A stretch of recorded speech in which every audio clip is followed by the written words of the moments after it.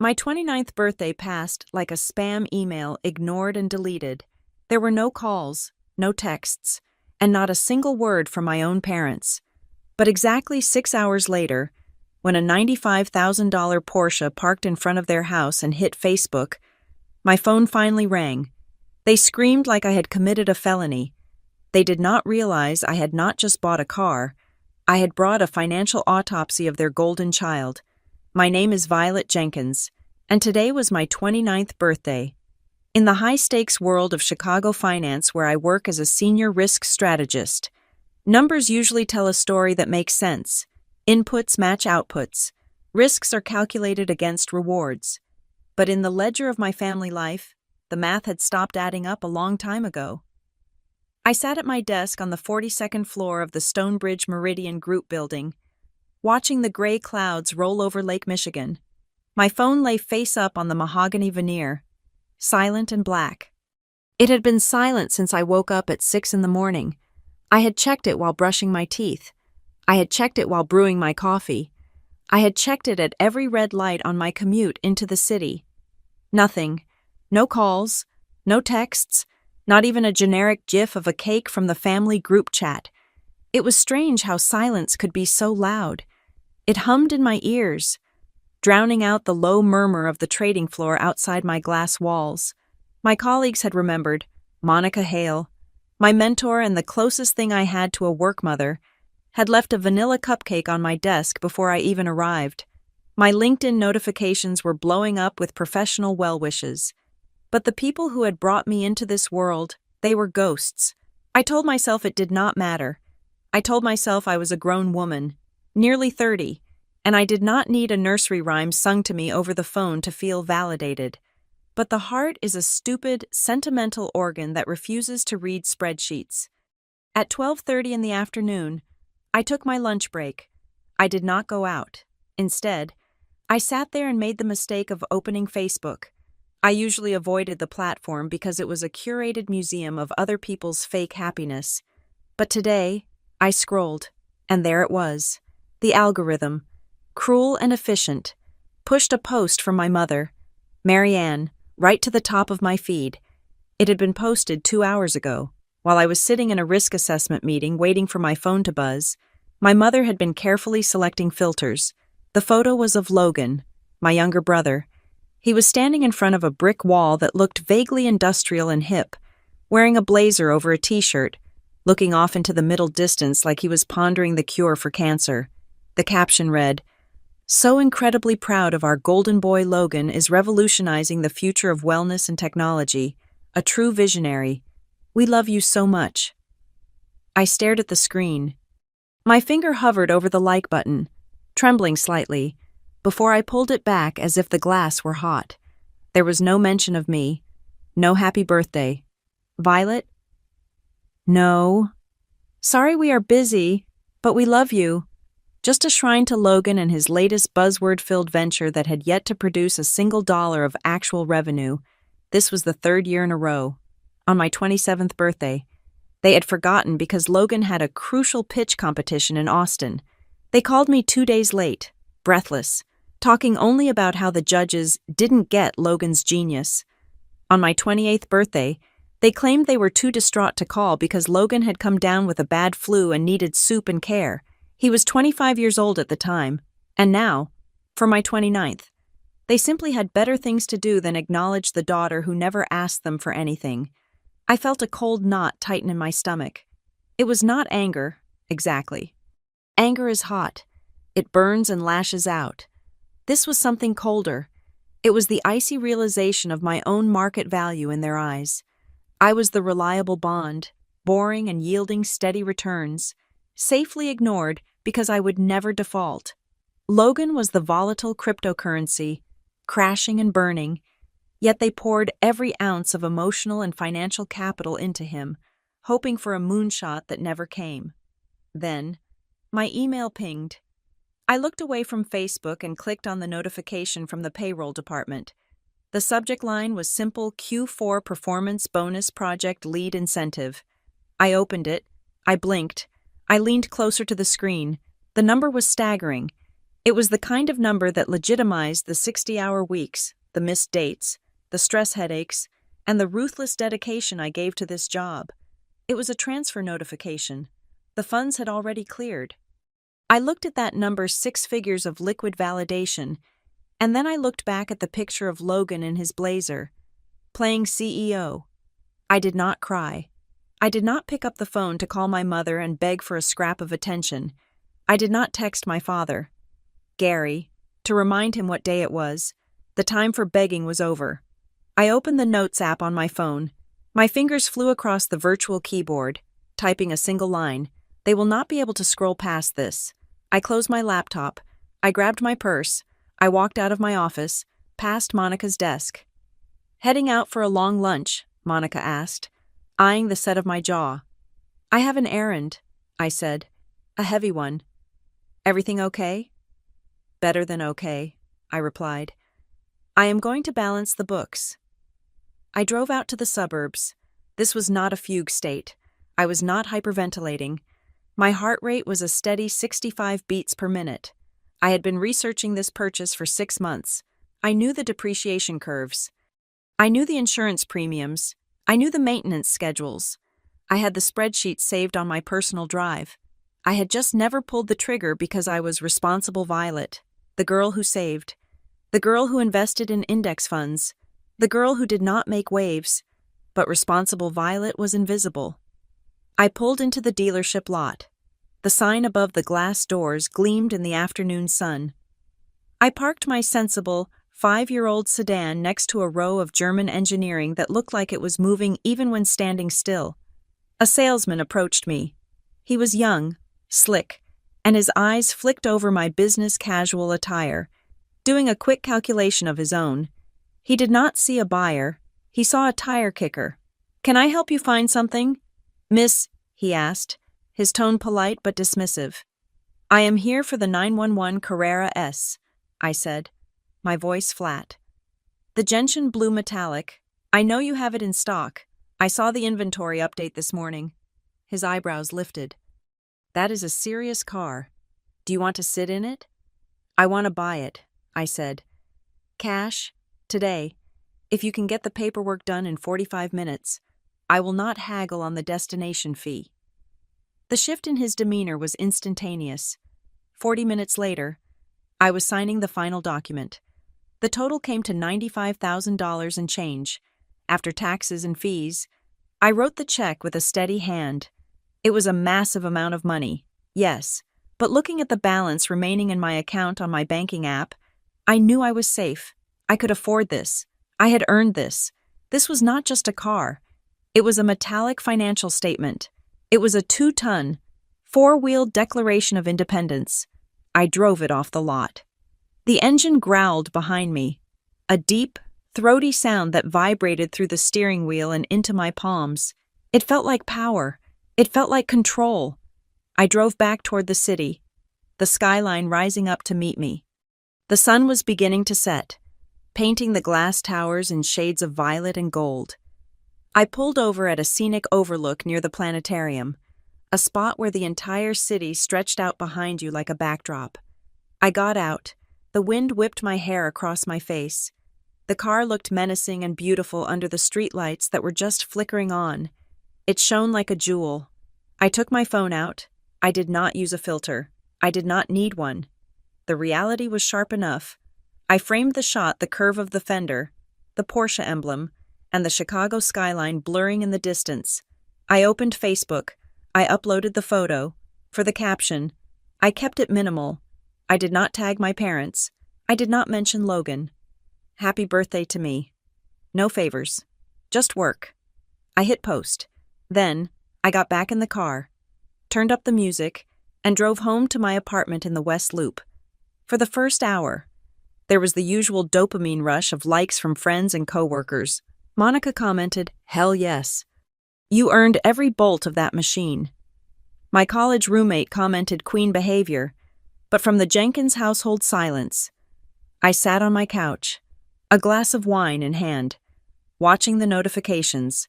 1 hour passed, 2 hours. I imagined them at home in their comfortable suburban living room, Mom scrolling on her iPad while the TV played in the background. Dad reading his news feed. I imagined the moment the algorithm fed them my post. I imagined the confusion first. Is that Violet's car? No, it can't be. That is a $95,000 car. Then the realization, wait, it is her birthday. Then the horror. She has that kind of money. Why didn't we know? Why didn't she tell us? And finally, the panic. It took exactly 3 hours and 12 minutes for the silence to break. My phone rang. The screen lit up with the word Dad. I let it ring 3 times before picking up. I took a sip of wine. Hello? I said, my voice calm. Violet? My father's voice boomed. He was not using his happy fatherly tone. He was using the tone he used when I was a teenager and had come home 5 minutes past curfew. It was a mix of anger and disbelief. Hi, Dad. Thank you for calling. I assumed you guys were busy. He ignored the passive aggressiveness. I just saw your post. Your mother is in tears. Violet, tears. Why is Mom crying? I asked, swirling the wine in my glass. Did she not like the color? Don't get smart with me, he snapped. What the hell were you thinking, a Porsche? Do you have any idea how that looks? We are a modest family. We don't go around flaunting wealth like criminals. I bought a car, Dad. I didn't rob a bank. I worked for it. It is my birthday. Remember? I know what day it is, he shouted, though his defensiveness betrayed him. But this display, it is vulgar. Violet, you are throwing money away on a toy while your brother is out there grinding, trying to build something real, and you are just vunging money around. Vunging. He was so angry he was making up words. Or maybe he meant flaunting. It didn't matter. It is my money, I said. I can burn it in a bonfire if I want to. It is disrespectful, he countered. To the family, to the values we raised you with. People are going to talk. They are going to think you are into something illegal, or that you are selfish. Selfish? I laughed, a dry, humorless sound. Because I bought myself a gift after you forgot my existence for the 3rd year in a row. There was a pause on the line. I could hear him breathing heavily. I could hear my mother sobbing in the background, a theatrical, wailing sound that she reserved for moments when she wanted to guilt-trip someone. We did not forget, Dad lied. We were planning to call you tonight, but then we see this monstrosity on the internet. You have humiliated us. Violet, I humiliated you by being successful. You humiliated us by being reckless, he roared. Where did you get that kind of money? Is that debt? Did you take out a loan? Tell me you didn't sign a high-interest loan. No loan, I said. Paid in full. The silence that followed was heavy. It was the silence of a man realizing he had lost the upper hand. But Gary Jenkins did not like losing control. We need to talk, he said, his voice dropping to a low, commanding register. This isn't a conversation for the phone.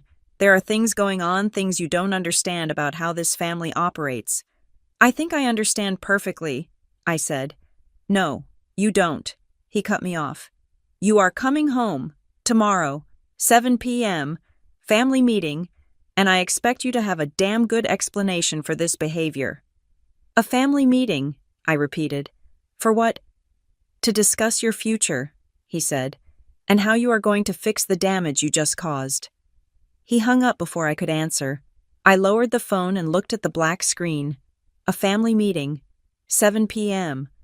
The last time we had a family meeting, it was to discuss why I needed to give up my larger bedroom so Logan could have more space for his projects. I stood up and walked to the window of my apartment. Down on the street, parked under a streetlight. My new car gleamed in the darkness. They were scared. I could hear it in his voice. They were not scared for me. They were scared of me. They were scared of the money. I thought about the spreadsheet I had built over the last 2 years. The one tracking every transfer, every loan, every bailout they had sent to Logan. They want an explanation, I whispered to the empty room. I went to my desk and opened my laptop. I clicked on the folder labeled Facts. Okay, Dad, I said.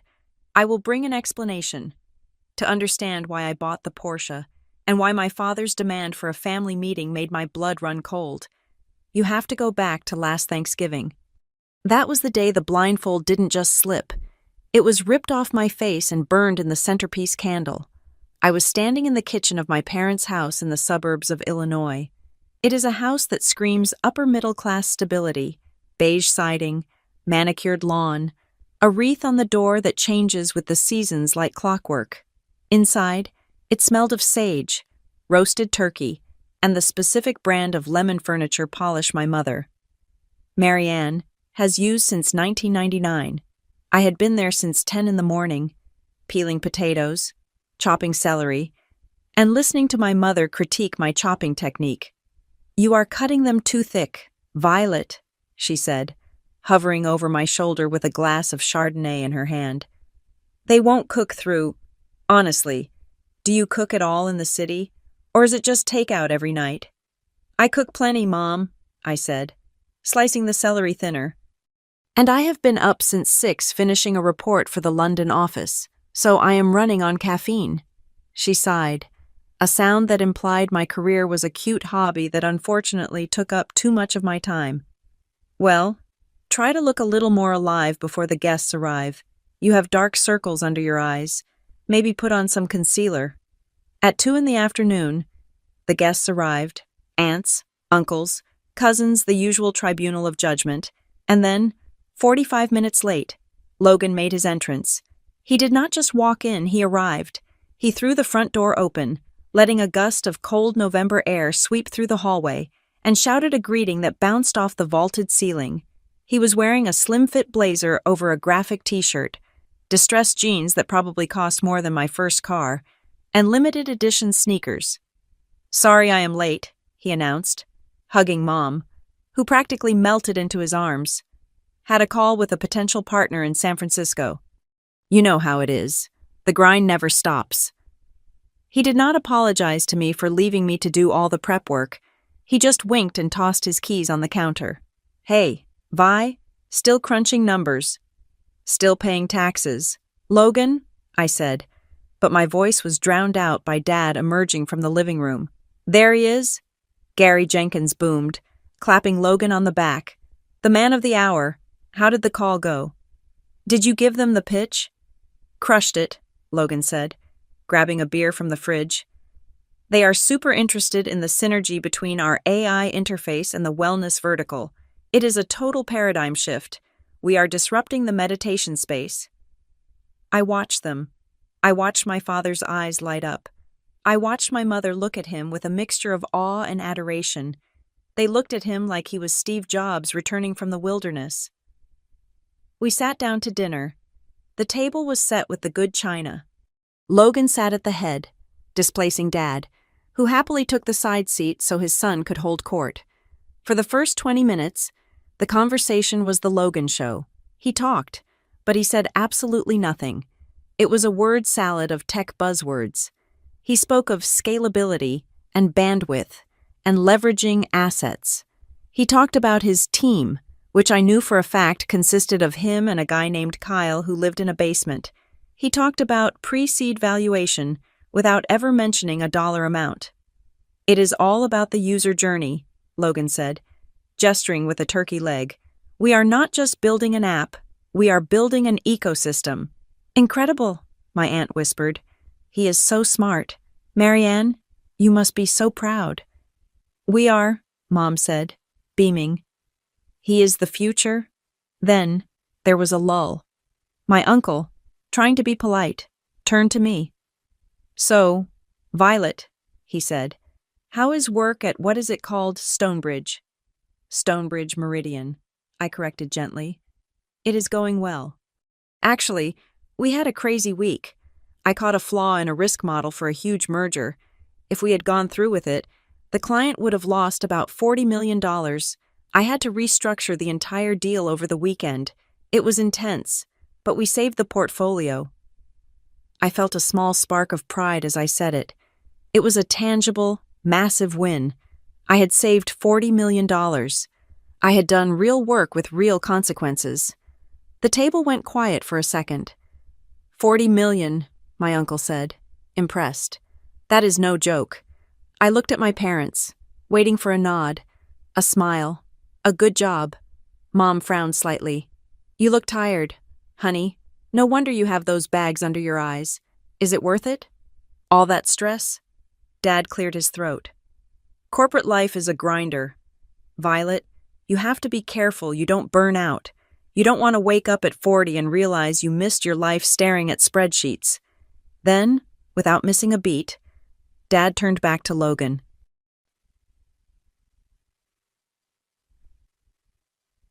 Son, tell us about this conference in Miami you were talking about, the one with the venture capitalists.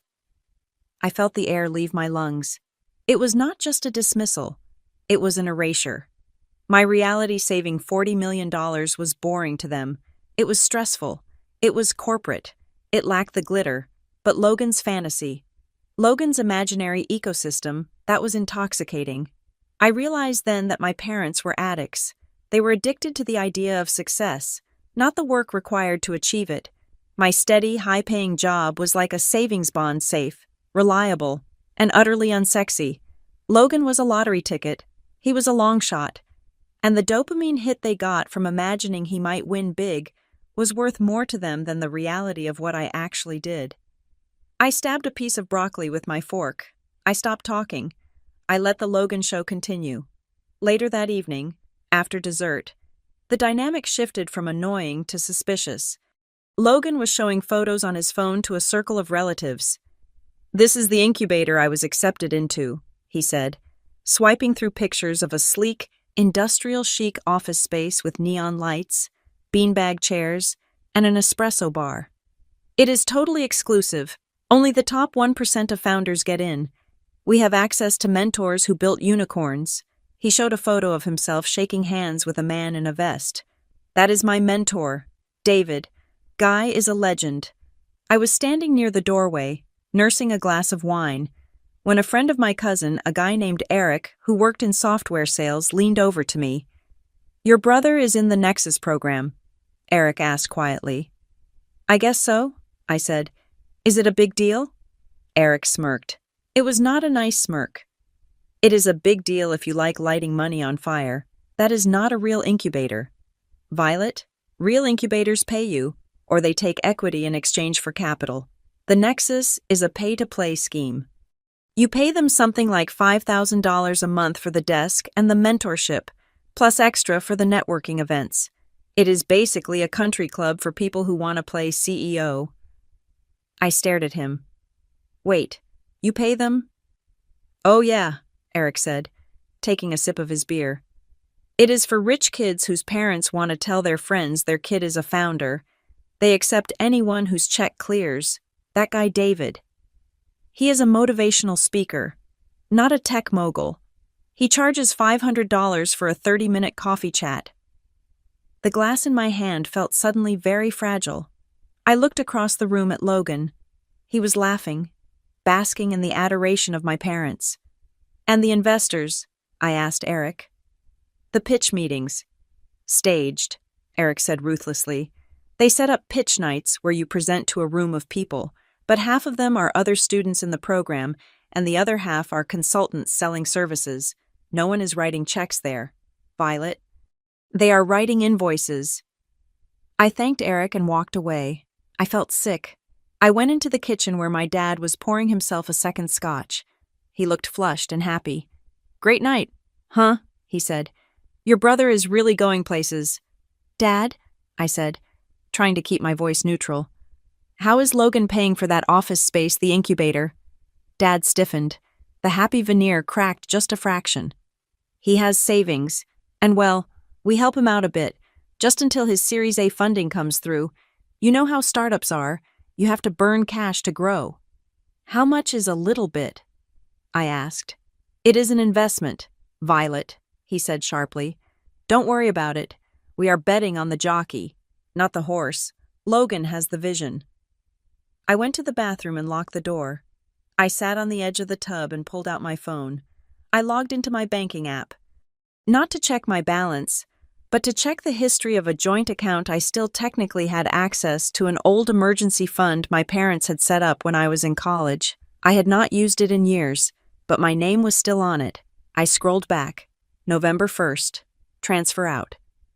$1,950. October 1st. Transfer out $1,950. September 1st. Transfer out. $1,950. It was rhythmic. It was a heartbeat. Then I saw the bigger hits. August 15th. Transfer out. $4,000. Memo Miami Conference. July 10th. Transfer out $2,500. Memo PR. Consultant. I did the math in my head. In just the last 6 months, they had funneled over $15,000 out of that account alone, and that was just the account I could see. I thought about 2 years ago, when I had asked them for a $20,000 loan to help with the down payment on my condo. I had a repayment plan. I had interest calculated. I had treated it like a business transaction. They had said no. It is important for you to stand on your own 2 feet, Violet, Dad had said then. Handouts make you weak. We want you to appreciate the value of $1.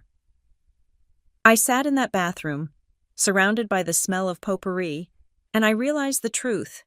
It was not about money. It was about the narrative. I was the steady background character.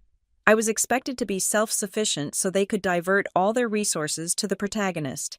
My struggles were character building.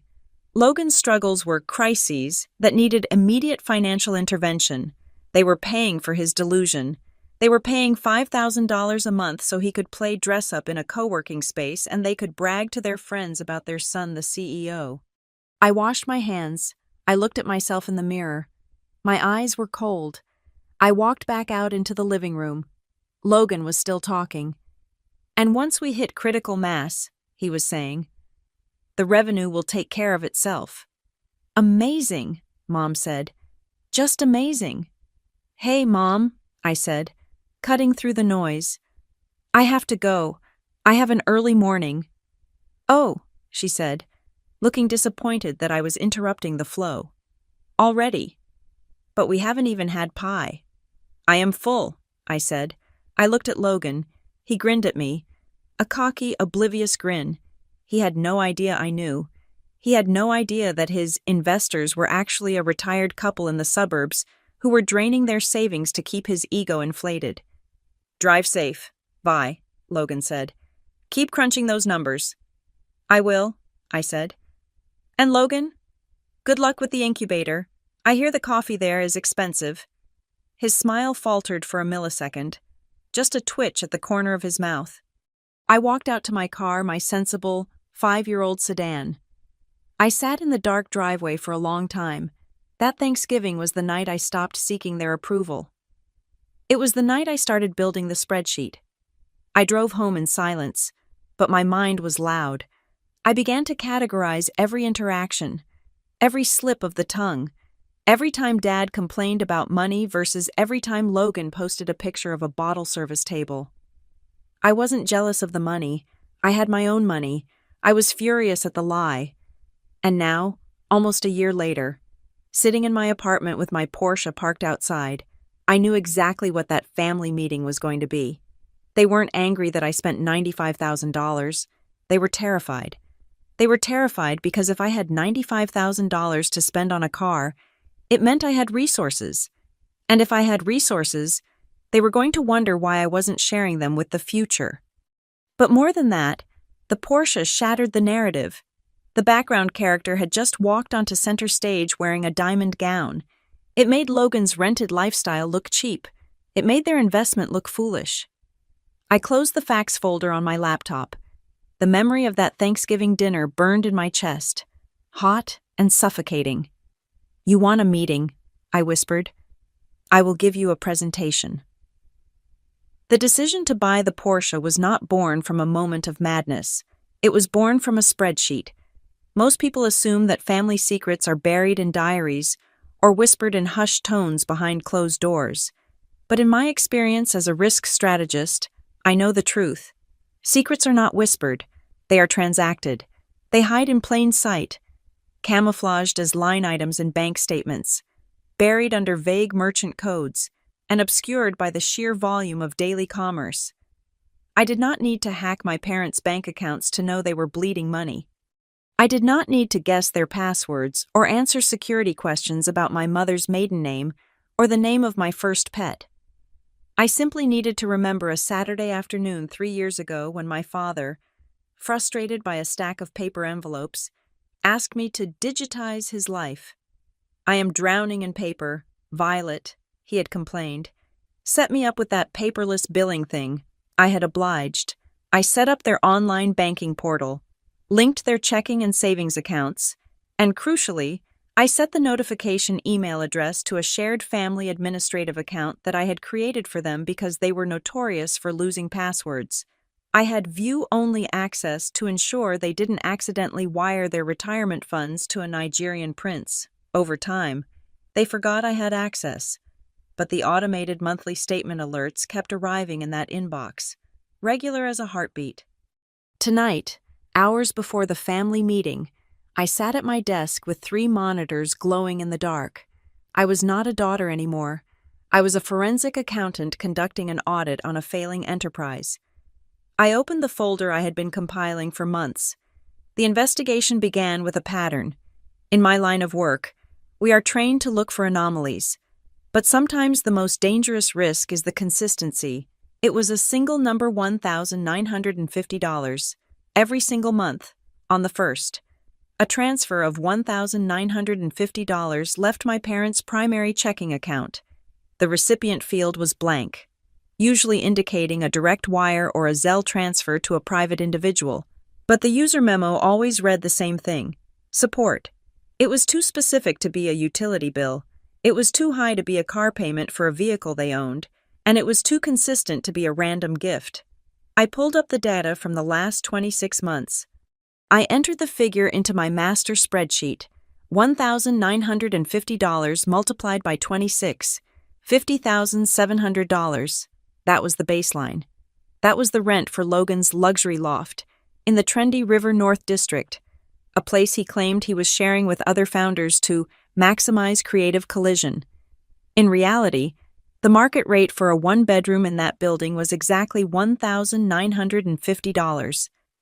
My parents were paying his entire rent, every dime of it, but the rent was just the foundation of the iceberg. I cross-referenced the dates of the larger, irregular withdrawals against Logan's social media footprint. This was where the data became damning. On February 12th of last year, a withdrawal of $3,200 appeared. The memo read, "SXSW Conference." I pulled up Logan's Instagram from that week. There was a photo of him holding a VIP badge, wearing sunglasses, standing in front of a stage in Austin, Texas. Caption, "Investing in myself. Networking with the Titans." He wasn't investing in himself. Gary and Marianne Jenkins were investing in his vacation. On May 4th, a debit of $4,500. Memo consulting fee. Nexus. This was the pay-to-play incubator Eric had told me about at Thanksgiving. My parents weren't just paying for his rent. They were paying his tuition for a school that didn't exist.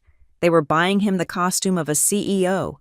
I continued to input the data, my fingers flying across the number pad: plane tickets to San Francisco, a branding package for a website that was still a coming soon page, a lease payment for a high-end laptop, a recurring subscription for LinkedIn Premium, and various AI tools that Logan claimed were essential for his workflow. I tallied the incidental transfers, the ones labeled groceries or car repair or simply help. These were the panic transfers. The ones sent at 11 p.m. on a Tuesday because Logan had likely overdrawn his account buying drinks for potential investors who never materialized. I hit the sum function on the spreadsheet. The total figure for the last 2 years sat in the bottom right corner of the screen, bold and black: $92,415.62. I stared at the number. The room was silent, save for the hum of my computer tower. $92,000. That was not help. That was not support. That was a salary. My parents were employing my brother to be a failure. The coldness in my chest spread to my limbs. It wasn't the money itself that made me want to scream. It was the context. It was the memory of a conversation I had with my father 2 years ago, sitting in a coffee shop in the Loop. I had found a small condo in a developing neighborhood. It was a fixer-upper, but it was mine. I had the income to support the mortgage, but I was short on the 20% down payment to avoid the private mortgage insurance. I had asked them for a loan, not a gift, a loan. I had brought a printed amortization schedule showing exactly how I would pay them back with 3% interest over 5 years. I requested $20,000. My father had looked at my proposal, taken a sip of his black coffee, and slid the paper back to me. "We are proud of you, Violet," he had said, his voice dripping with that patronizing suburban wisdom. "But if we give you this money, we are robbing you of the satisfaction of earning it yourself. Struggle is what builds character. You are strong. You don't need a crutch. Independence is the greatest gift we can give you." I had believed him. I had felt ashamed for even asking. I had worked overtime for 14 months, eating ramen and skipping vacations, to save that money myself. I wore my struggle like a badge of honor, thinking I was making them proud. But looking at this spreadsheet, I realized the truth. They didn't want me to have character. They wanted me to be low maintenance. In the Jenkins family economy, silence was a tax, and incompetence was a subsidized asset. I was being taxed for my stability, because I never cried wolf, because I never had a crisis, because I paid my own bills and remembered their birthdays. I was invisible. I was the asset that required no maintenance, so they deferred it indefinitely. Logan, on the other hand, was a liability. And in their twisted logic, liabilities had to be serviced first to prevent default. He got the capital because he was the squeaky wheel. He got the glory because his potential was more exciting than my actual, boring success. They had lectured me about the value of $1 while they were shoveling nearly $100,000 into a furnace called Logan. I felt a tear slide down my cheek. I wiped it away angrily. This was not the time for tears. This was the time for documentation. I began to compile the evidence. I took screenshots of the bank transfers. I downloaded the PDF statements. I side-by-side pasted them with Logan's Facebook and Instagram posts, creating a timeline that was impossible to refute. Transfer. June 10th, $800. Memo Logan. Car in Zes. Post June 11th, Logan posing with a bottle of Grey Goose vodka. Caption, Founder's Dinner. We eat what we kill. He wasn't killing anything. He was eating his parents' retirement. I went a step further. I dug into the emails from the incubator program that had been forwarded to the family admin account emails my parents had likely never read in detail. I found the fine print for the Nexus program. It stated clearly in the terms of service fees are non-refundable. Mentorship hours are subject to availability. The Nexus group makes no guarantee of funding or equity placement. It was a scam, a legal scam, but a scam nonetheless, and my parents were the mark. I organized everything into a single digital dossier. I named the folder Facts. I encrypted it. I set the password to the one word they would never guess, the one thing they had denied me for years: visibility. I sat back in my chair and looked at the clock. It was 3 a.m. Suddenly, the $95,000 Porsche parked outside didn't feel like a luxury car anymore. It felt like a balancing entry. When I bought that car, my father had screamed that I was vunging money. He had called me reckless, but according to my spreadsheet, I had spent almost exactly the same amount on a tangible asset with resale value as they had spent on Logan's ego. My car was made of steel and leather and German engineering. Their investment was made of hot air and Instagram filters. I closed my laptop. The logic was sharp as a knife in my mind. The Porsche wasn't revenge. It was simply the first time in my life I had decided to allocate family resources fairly. If they wanted a meeting to discuss finances, they were going to get one, but they were expecting a daughter who would apologize for buying a toy. What they were going to get was a senior risk strategist presenting a quarterly report on their catastrophic mismanagement of funds. I stood up and walked to the window, looking down at the street. The city was asleep, but I was wide awake. The hurt was still there, buried deep, but it was covered now by a layer of cold, hard armor. "See you at 7 p.m., I whispered to the glass. "Bring your calculator." The morning of the family meeting, I walked into Monica Hale's office at 8:15 sharp. I did not knock. I simply walked in, placed 2 large coffees on her glass desk, and sat down in the leather guest chair. Monica, a woman who wore tailored suits as if they were armor and regarded emotions as inefficient data points, didn't even look up from her monitor. "You are wearing last season's blazer," she said, typing rapidly, "and you have the specific manic energy of someone who is either about to close a billion-dollar deal or commit arson. Which is it?" "I bought a Porsche," I said. "And I conducted a forensic audit of my parents." Monica stopped typing. She slowly swiveled her chair around to face me. A slow, shark-like smile spread across her face. She reached for the coffee. "Start from the beginning," she said, "and do not leave out the numbers." I told her everything. I told her about the birthday silence. I told her about the Facebook post of Logan. I told her about the bonus that hit my account, and the subsequent rage that felt less like heat and more like clarity. But mostly, we talked about the strategy. Technically, the conversation about the car had happened yesterday, during a frantic 5-minute phone call right after I saw my mother's post about Logan. That call was the catalyst. I remembered it vividly. I had been hiding in the office stairwell, hyperventilating, flashback to yesterday afternoon. "They forgot again. Monica," I had whispered into the phone, clutching the railing. 3 years in a row, and they are praising him for existing. "Stop," Monica had snapped, her voice cutting through the static. "Do not cry in the stairwell, Violet. It ruins the acoustics of your authority. Listen to me. You have a choice right now. You can go home, eat ice cream, and be the sad, reliable daughter, or you can change the leverage." "I want them to hurt," I had said. "No, that is not right. I want them to see me. I want them to stop looking through me to get to him." "Then you need to become opaque," Monica had said. "You are too transparent. Violet, you are too easy. They don't see you because you don't require maintenance. You need to become a problem, but not a messy problem, an expensive problem." "My dad hates flashy spending," I had told her. "He calls sports cars midlife crisis mobiles and idiot taxes. He thinks wealth should be whispered, not shouted." "Good," Monica had replied, and I could practically hear her brain calculating the angles. "Then buy the thing he fears most. Buy the thing that screams that you have resources he cannot control. If you buy a house, they will say it is sensible. If you buy stocks, they won't see it. Buy something that sits in their driveway and mocks their financial mediocrity. Buy the Porsche." "It is $95,000. I had hesitated. "Run the numbers," she had commanded. "Can you afford the down payment without touching your emergency fund?" "Yes."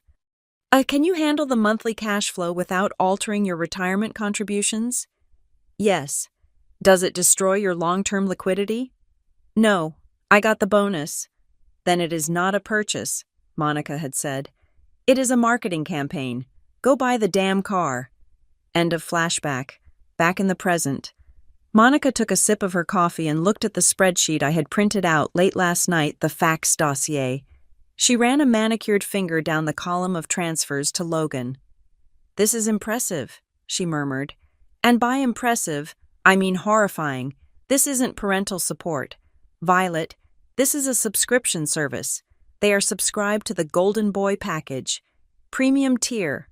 I calculated the burn rate," I said, pointing to the bottom line.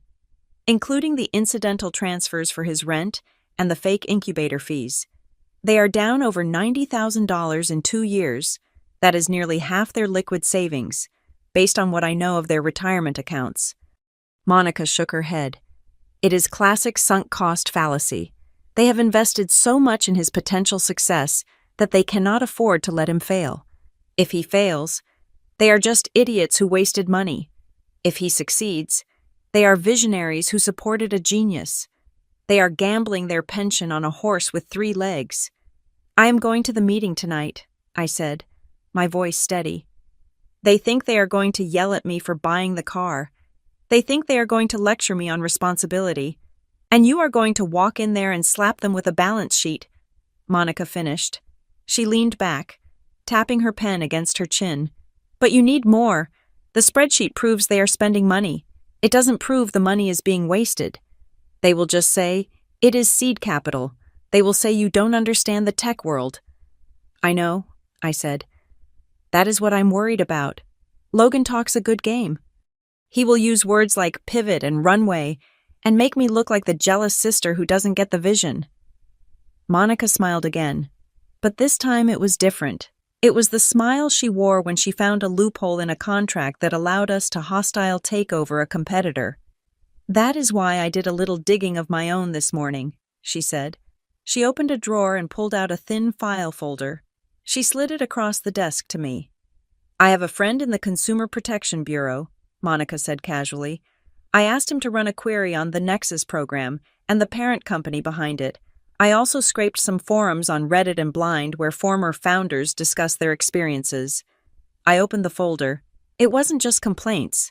It was a litany of fraud. Hidden fees, Monica listed, ticking them off on her fingers. Non-existent mentors. The investors at demo days are actually paid actors or consultants selling services. But here is the kicker.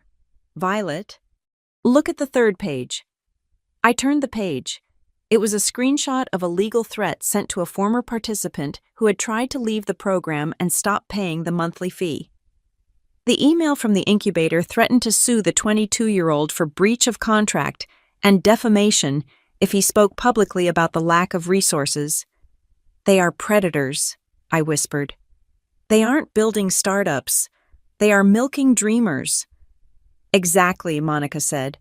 And your brother isn't just a victim.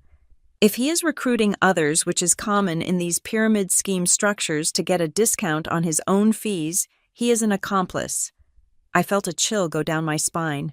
I remembered the referral bonus Logan had mentioned once, vaguely, as a partnership commission. I drafted something for you, Monica said, sliding a second document across the desk. It was a formal complaint to the Federal Trade Commission and the State Attorney General's office. It was filled out with the details of the Nexus program, citing deceptive business practices and predatory lending. It was not signed. You don't have to file it, Monica said, her voice dropping to a serious, strategic register. But you need to have it in your bag. This is your nuclear deterrent. If Logan tries to spin this, if he tries to say you are sabotaging his career, you put this on the table. You tell him that you aren't just looking at his finances, you are looking at his legal exposure. I looked at the document. It was heavy in my hands. It felt like a weapon. Do you really think it will come to this? I asked. They are my family. They ceased acting like family when they decided you were the bank and he was the charity, Monica said sharply. Violet, look at me. You asked me yesterday if you should buy the car. I told you to buy it because you needed a loudspeaker. You needed something loud enough to break their trance. She pointed at the Porsche key fob lying on the desk between us. The car is the noise, she said. It gets their attention. It makes them panic. It gets you into the room. Then she pointed at the folder labeled facts and the complaint she had just given me. But this is the signal. The car is why they called the meeting. The dossier is how you survive it. I took a deep breath. I put the papers into my leather portfolio. I placed the car key in my pocket. 7 o'clock, I said. Family meeting. Do not apologize, Monica instructed. Turning back to her screens. Do not explain the car. Do not justify your bonus. You are the senior risk strategist. They are the distressed asset. Treat it like a board meeting where you are the majority shareholder. Because I am, I realized. I am the only one with actual capital. Now you are getting it, Monica said. Go get back to work. You have a portfolio to manage. And Violet? I paused at the door. Happy birthday, she said, without looking up. I walked out of her office. The hallway was quiet. The hum of the trading floor was just beginning to rise. I felt a strange sense of calm settling over me. For years, I had walked into my parents' house feeling like a child seeking permission. Tonight, I would walk in as a creditor seeking answers. I patted the folder under my arm. The numbers were black and white. The logic was sound. And for the first time in my life, I wasn't bringing a casserole to the family gathering. I was bringing the truth. The glass doors of the dealership slid open with a soft, pneumatic hiss. I stepped onto the polished white tile floor, the air conditioning hitting my face like a cold compress. The showroom was a cathedral of consumerism, smelling of tire rubber, espresso, and expensive cologne. A salesman detached himself from a cluster of men near the reception desk. He was tall, with hair gelled into a helmet and a suit that was just a shade too blue. He scanned me as he walked over. He saw my sensible flats, my work tote, and my lack of visible jewelry. His smile didn't reach his eyes. It was the smile one gives to someone who is lost. "Good afternoon," he said, his voice pitched to a practiced, soothing baritone. "Are we looking for the service department, or perhaps picking up a part for a spouse?" I stopped walking. I let the silence hang for 3 seconds, a negotiation tactic I used in boardrooms to make junior analysts sweat. "I am not a courier," I said. "I am a customer. I am here for the Carrera S, the gentian blue one you have listed in inventory as Unit 409. The salesman blinked. The script in his head had just jammed. "Ah, the Carrera, a beautiful machine. It is a lot of car. Are you as your husband joining us? Usually, for a purchase of this magnitude, we like to have all decision-makers present." "I am the decision-maker," I said, stepping around him to walk toward the car. "And my husband is non-existent. I assume your commission structure doesn't discriminate based on marital status, does it?" He scrambled to catch up, his shoes clicking on the tile. "No, of course not. I just meant it is a high-performance vehicle. It can be intimidating." I reached the car. It sat under the halogen lights, low and predatory. The blue paint looked like deep water. I ran a hand along the roofline. It was cool to the touch. "Open it," I said. He fumbled for the fob in his pocket. The lights flashed, and the locks clicked. I slid into the driver's seat. It fit me like a glove. The smell of new leather enveloped me, a scent that smelled like success and selfishness. The salesman leaned into the open window.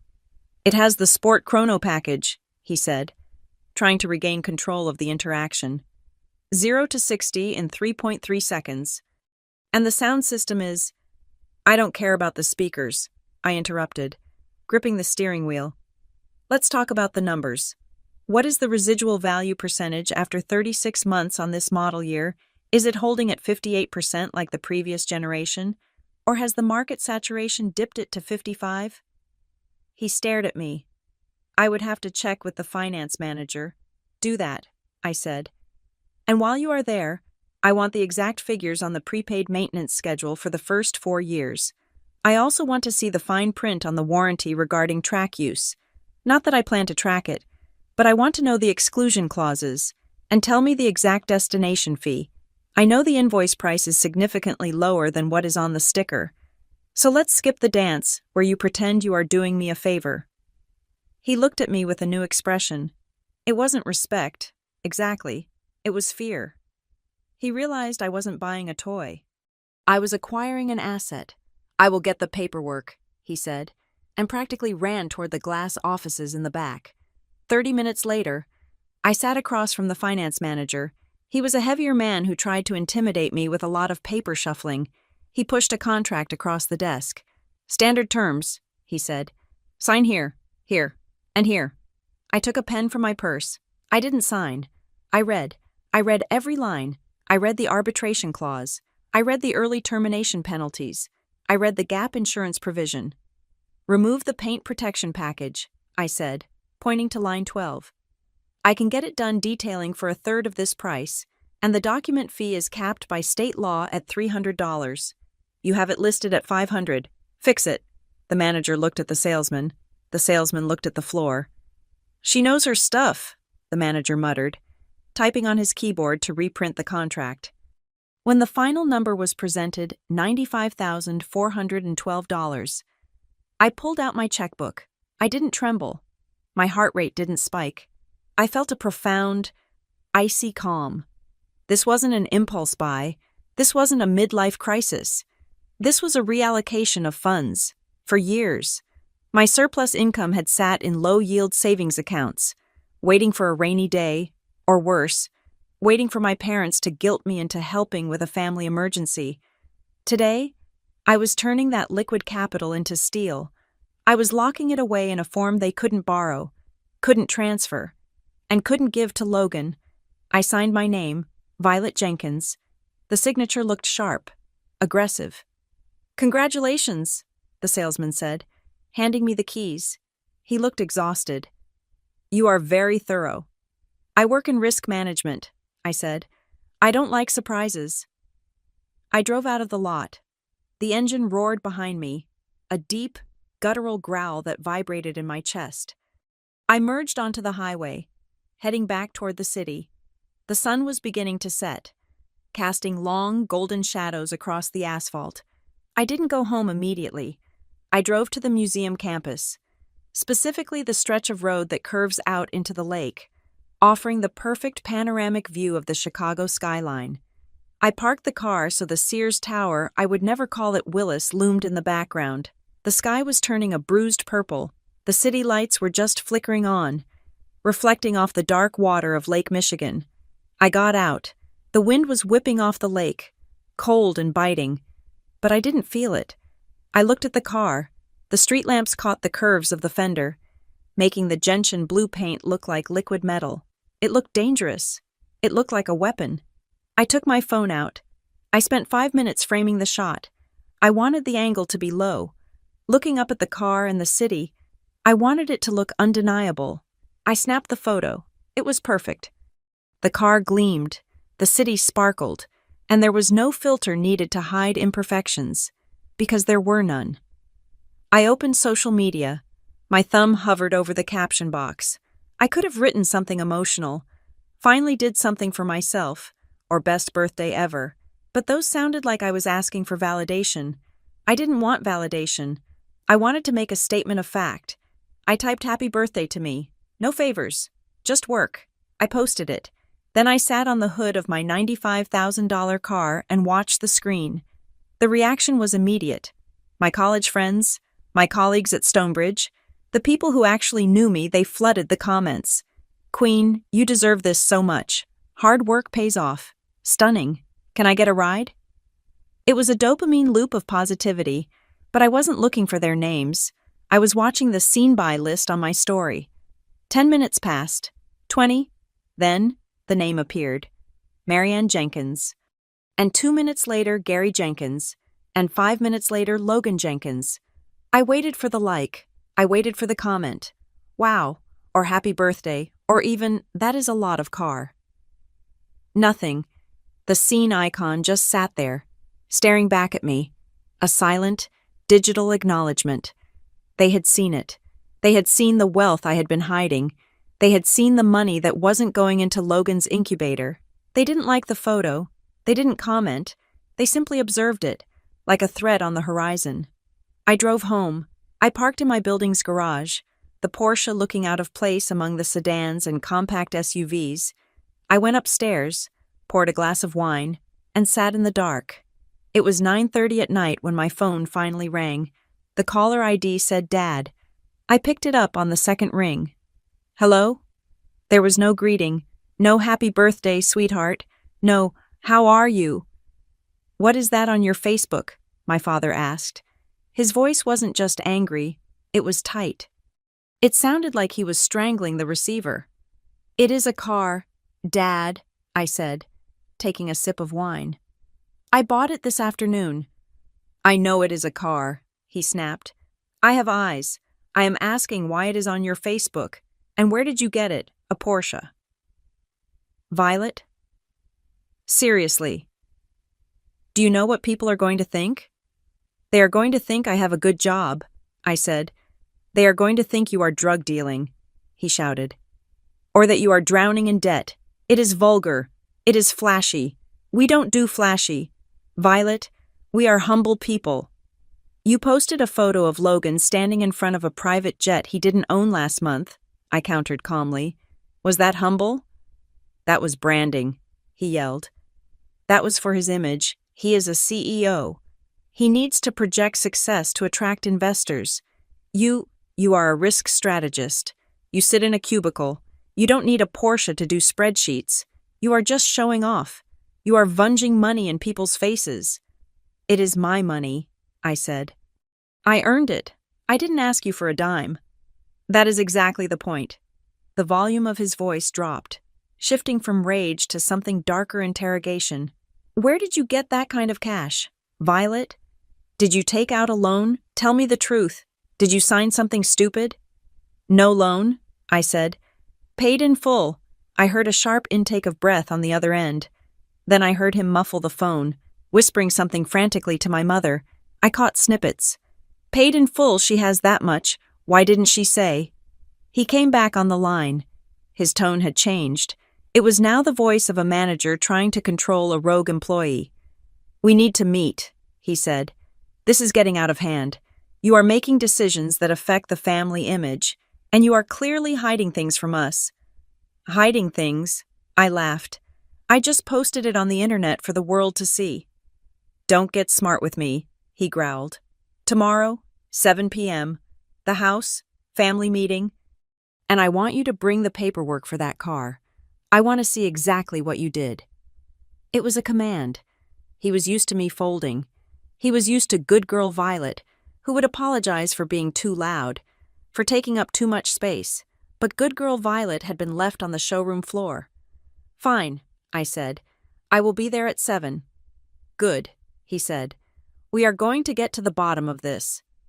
Dad, I asked, just before he could hang up. What?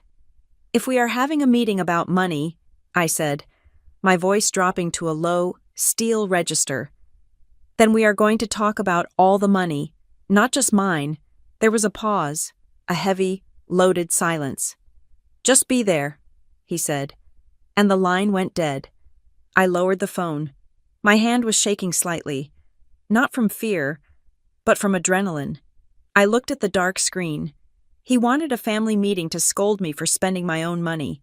He wanted to shame me back into my box, back into the role of the quiet, frugal safety net. He wanted to know how much I had so he could calculate how much he could guilt me into giving Logan later. I walked over to my laptop and tapped the spacebar. The screen lit up, revealing the folder on the desktop. Fax. I will be there, I whispered to the empty room, and I am bringing the receipts. I arrived at my parents' house at 6:45 in the evening, 15 minutes early. This was a calculated move. In any negotiation, the person who sets the physical parameters of the room controls the temperature of the conversation. I did not park in the street. I pulled my $95,000 Porsche 911 Carrera S right into the driveway, positioning it directly behind my father's least special sedan and my mother's 10-year-old SUV.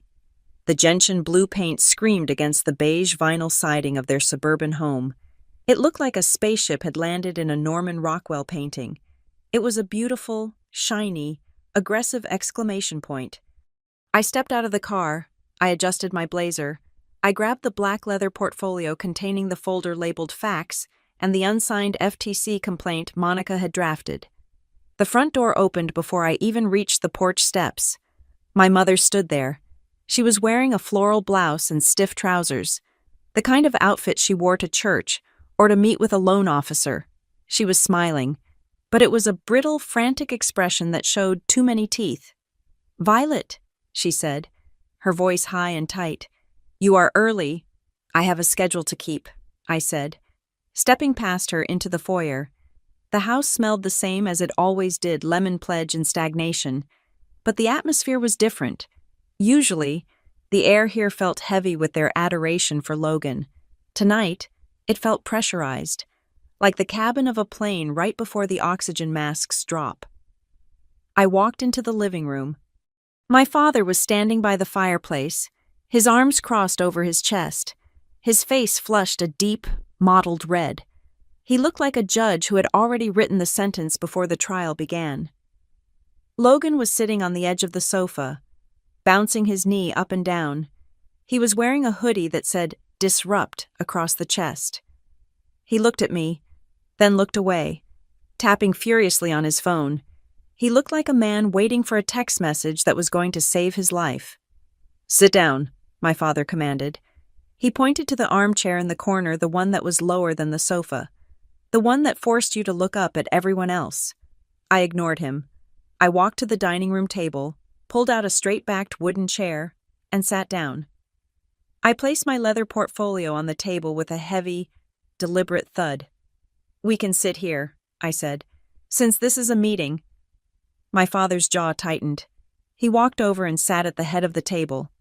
My mother fluttered in and took the seat next to Logan, placing a protective hand on his knee. "We are very disappointed in you, Violet," my father began. He didn't waste time with pleasantries. "We saw that picture. We saw the car in the driveway. I don't know what has gotten into you." "A desire for quality engineering," I suggested, keeping my face blank. "Don't play games," he snapped. "This is reckless. It is wasteful. That car's a liability. You are 29 years old, and you are behaving like a lottery winner who is going to be bankrupt in 6 months. We raised you to be responsible. We raised you to value security." "Security?" I repeated the word. "Is that what we are talking about? My financial security?" "We are talking about the family's reputation," he shouted, slamming his hand on the table. "Do you know what people will think? They will think you are shallow. They will think you are wasting resources. You have a good job. Yes, but jobs can be lost. Markets crash, and here you are, driving a car that costs more than some people earn in 2 years, Logan chimed in, his voice whiny and petulant. "It is just a cry for attention. Dad, she sees me building something real, and she has to go buy a toy to feel special. It is classic middle child syndrome, even though she is the oldest." I looked at Logan. He was 26 years old, but in that moment, he looked 12. "You think I bought this car on impulse," I said calmly. "You think I woke up, saw a shiny object, and threw money at it. That is your narrative, right? That Violet has lost her mind." "Well, haven't you?" my mother asked, her voice trembling. "Violet, honey, that is so much money. If you had that kind of money, you should have saved it. You should have put it away for a rainy day." "I did save it," I said. And then I realized that in this family, rainy days only seem to happen to Logan, so I decided to buy an umbrella. I reached for the portfolio. I unzipped it. The sound of the zipper was loud in the silent room. "You called this meeting to discuss my finances," I said. "So let's discuss them. But we cannot discuss my spending in a vacuum. We have to look at the whole portfolio." I pulled out the first document. It was a color-coded spreadsheet, printed on high-quality paper. I slid it across the table toward my father. "What is this?" he asked, looking down at it with disdain. "That," I said, "is a summary of outgoing transfers from your joint checking account and the emergency savings fund for the last 26 months. My mother went pale. Her hand flew to her mouth. "You have been spying on us." "Spying." I shook my head. "No, Mom, 3 years ago, you asked me to set up your online banking because you couldn't figure out how to reset your password. You asked me to monitor for fraud. You never revoked the access. I didn't break in. I just read the statements you get emailed to me every 30 days. I pointed to the column and read, $1,950, I said clearly. "Every single month. On the 1st, it goes to a landlord in River North. That is Logan's rent. You told me he was living off his seed capital." Logan stopped bouncing his leg. He stared at the table. "It is a bridge loan," Logan shouted, his face turning red. "It is temporary. Once the Series A closes, I am paying them back with interest." "Series A," I said, my voice dripping with ice. "Let's talk about that." I flipped to the second page of the dossier. July 14th, I read, $4,500 to the Nexus Group. August 15th, $4,500 to the Nexus Group. September, October, November. I looked at my father. "You told me you were helping him a little bit. You have paid nearly $50,000 in fees to a company that has no accreditation, no successful exits, and a Better Business Bureau rating of F. It is an incubator," my father argued. though his voice lacked its earlier conviction. They provide mentorship. They provide connections. They provide a co-working desk and a coffee machine, I corrected. I did the research. Dad, the mentors are paid consultants. The investors at the pitch nights are actors. You aren't investing in a startup. You are paying tuition for an adult daycare. That is a lie. Logan stood up, his chair scraping violently against the floor. You are just jealous. You are a corporate drone, Violet. You push paper for a living. You don't understand the vision. You are trying to sabotage me because you can't stand that I'm going to be bigger than you. Sit down, Logan, I said. I didn't yell. I didn't have to. My voice was quiet, deadly, and authoritative. It was the voice I used to tell a CEO his company was insolvent. To my surprise, and his, he sat down. I slid the next piece of paper across the table. It was a printout of Logan's Instagram profile side by side with the bank statement. November 3rd, I pointed out. Logan posts a picture of a bottle of Dom Perignon with the caption, Closing Deals. That same night, at 11:42 p.m., Mom transferred $600 to his account with the memo, Urgent. I looked at my mother. She was crying now, silent tears streaming down her face. She didn't look at me. She looked at Logan. He told us he needed it for legal fees, she whispered. He bought bottle service, I said brutally. There were no legal fees. There is no company. Mom, there is no product. There is no revenue. I checked the state business registry. Logan Tech isn't even incorporated. He is just a guy with a website and your credit card. The silence that followed was deafening. The grandfather clock in the hallway ticked loudly. My father looked at the spreadsheet, then at Logan, then at me. His face was a mask of conflict. He knew I was right. The numbers were right there in black and white, but admitting I was right meant admitting he had been a fool. It meant admitting his golden boy was a fraud. So he did what he always did. He attacked the messenger. This is irrelevant, he grunted, pushing the papers away. We are talking about your car. We are talking about your spending. What we do with our money is our business. If we choose to support your brother, that is our prerogative as parents. You don't get to audit us. Violet, I do, I said. When you call me here to lecture me about responsibility, stop deflecting, he shouted, standing up to loom over me. This isn't about Logan. This is about you. You bought a $95,000 car to spite us. You did it to be flashy. You did it to rub it in our faces. I bought it because I earned it, I said, standing up as well. I was shorter than him, but in that moment, I felt 10 feet tall. And because I realized something very important yesterday. What, he sneered, that you are selfish. No, I said. I realized why you are so angry. You aren't mad that I spent money. You are mad that I spent money you thought was available for you. How dare you? My mother gasped. It is true, I continued, relentless. You looked at my bonus. You looked at my savings, and you saw a safety net. You saw a backup plan for when Logan crashes and burns. You saw me as the insurance policy, and when I bought that Porsche, I burned the policy. I used the resources you thought you were entitled to.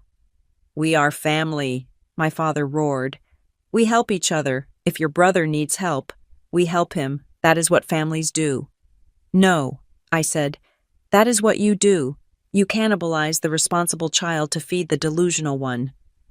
I reached into the portfolio and pulled out the last document, the unsigned FTC complaint. I held it up. What is that? Logan asked, his eyes widening. This is a draft of a formal complaint to the Federal Trade Commission regarding the Nexus Group, I said, and it mentions you. Logan, it mentions the referral bonuses you took. It mentions the false promises you made to other founders to get them to sign up so you could get a discount on your fees. Logan went white. He looked like he was going to be sick. You wouldn't, he whispered.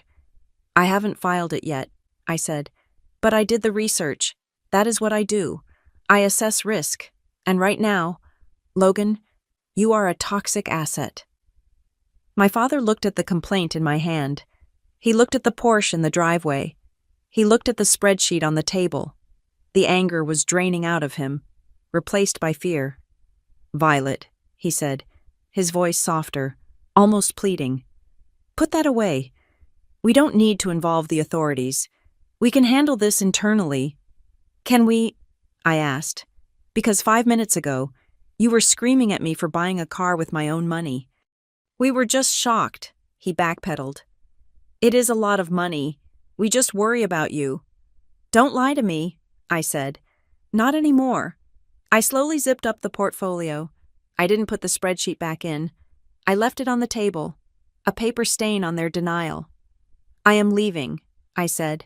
"I have a dinner reservation in the city. I am celebrating my birthday, since you missed it." "Violet, wait," my mother said, standing up. "Please, let's just talk. We can fix this." I turned to her. I looked at the woman who had forgotten my birthday 3 years in a row, but sent urgent transfers to Logan for legal fees that were actually champagne. "There is nothing to fix, Mom," I said. "The books are balanced. I spent my money on me. You spent your money on him. Everyone got what they wanted." I walked to the door. My hand was on the knob when I turned back for the final blow. "You called me here because you said I was embarrassing the family," I said, my voice echoing in the hallway. "But let's be honest. I am only embarrassing to you when I am no longer useful to cover the consequences of your bad decisions." I opened the door. The night air was cool. "Enjoy the meeting," I said. "I think you have a lot of math to do." I walked out, leaving the door slightly ajar so they could watch me get into my $95,000 car. I started the engine. The headlights cut through the darkness, illuminating the terrified faces of my parents standing in the window. I didn't look back as I backed out of the driveway, but I knew one thing for certain: the silence was over. The adrenaline from the family meeting acted like a drug. For the first time in my life, I slept deeply, wrapped in the sheets of my West Loop apartment, feeling a sense of grim satisfaction. I had dropped the bomb. I had walked away. I had won. Or so I thought. I woke up at 6:30 in the morning to get ready for work. I felt lighter, as if a heavy coat had been taken off my shoulders. I made coffee. I opened my laptop to check the early market trends for the day. Then, my phone buzzed against the marble countertop. It was not a text. It was a notification from my credit monitoring app. A red banner stretched across the lock screen. "Alert delinquent payment reported on account ending in 4922. I frowned. I did not have an account ending in 4922. My primary credit card ended in 8011. My car loan, the one I had just paid off, was closed. I was meticulous with my finances. I had a credit score of 820. I did not miss payments. I unlocked the phone and tapped the notification. The app loaded slowly, the spinning wheel mocking my rising pulse. When the dashboard finally populated, my breath hitched in my throat. There, listed under open lines of credit, was a trade line I had never seen before. Creditor Amex Business Blueprint. Balance, $22,450. Status: 30 days past due. My coffee cup hovered halfway to my mouth. I stared at the screen, a business line of credit. Under my name, Violet Jenkins. I clicked on the Details tab. My eyes scanned the data points, my brain shifting instantly from daughter to risk strategist. Date opened. 6 months ago. Credit limit, $30,000. And then, the address. It was not my apartment in the city. It was not my office at Stonebridge Meridian. The billing address listed was 42 Oak Creek Drive, my parents' house. The ceramic mug slipped from my fingers. It hit the counter with a loud clatter, spilling hot coffee over my hand and onto the floor. But I did not feel the burn. I only felt a cold, paralyzing shockwave ripple through my body. I did not open this account. I did not sign for this. I scrambled to pick up the phone, my sticky fingers swiping to the dialer. I called the number on the back of my own Amex card, bypassing the automated menu by hitting 0 repeatedly until a human voice answered.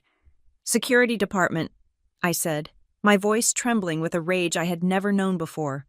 "I need to verify a trade line on my report." The agent asked me verification questions, mother's maiden name, social security number. Then she asked me to verify the business name associated with the account. I don't have a business, I said. That is why I am calling. The account is listed under VJ Consulting, the agent said, opened by a Violet Jenkins and a guarantor. Logan Jenkins. The room spun. Logan, I closed my eyes, and suddenly, the entire timeline of the last 24 hours snapped into a terrifying focus. I thought about my father's face when he saw the Porsche. I thought about the panic in his eyes. I thought about his frantic question, "Where did you get that kind of cash? Did you take out a loan?" He had not been worried about my financial health. He had not been worried about the family reputation. He had been terrified because he knew this debt existed. He knew there was a $22,000 hole dug in my name.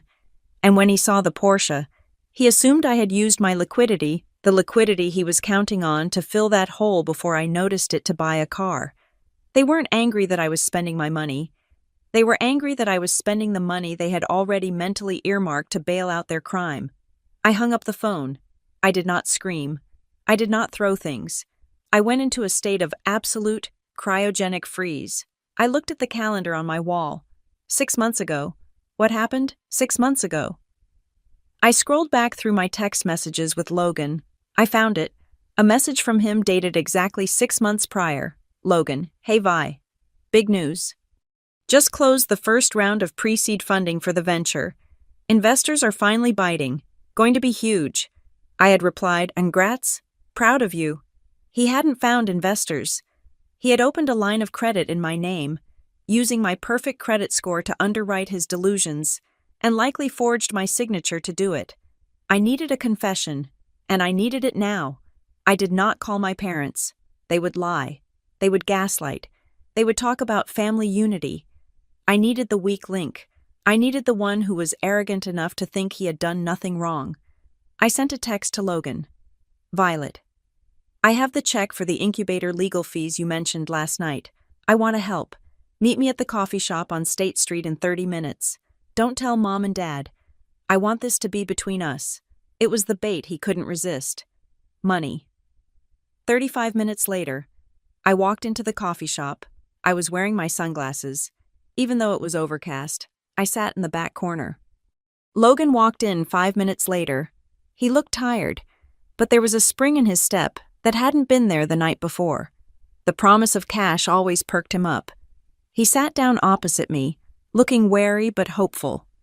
"I knew you would come around," he said, leaning in. "Look, last night was intense, but I know you get it. You are a business person. You know you have to spend money to make money."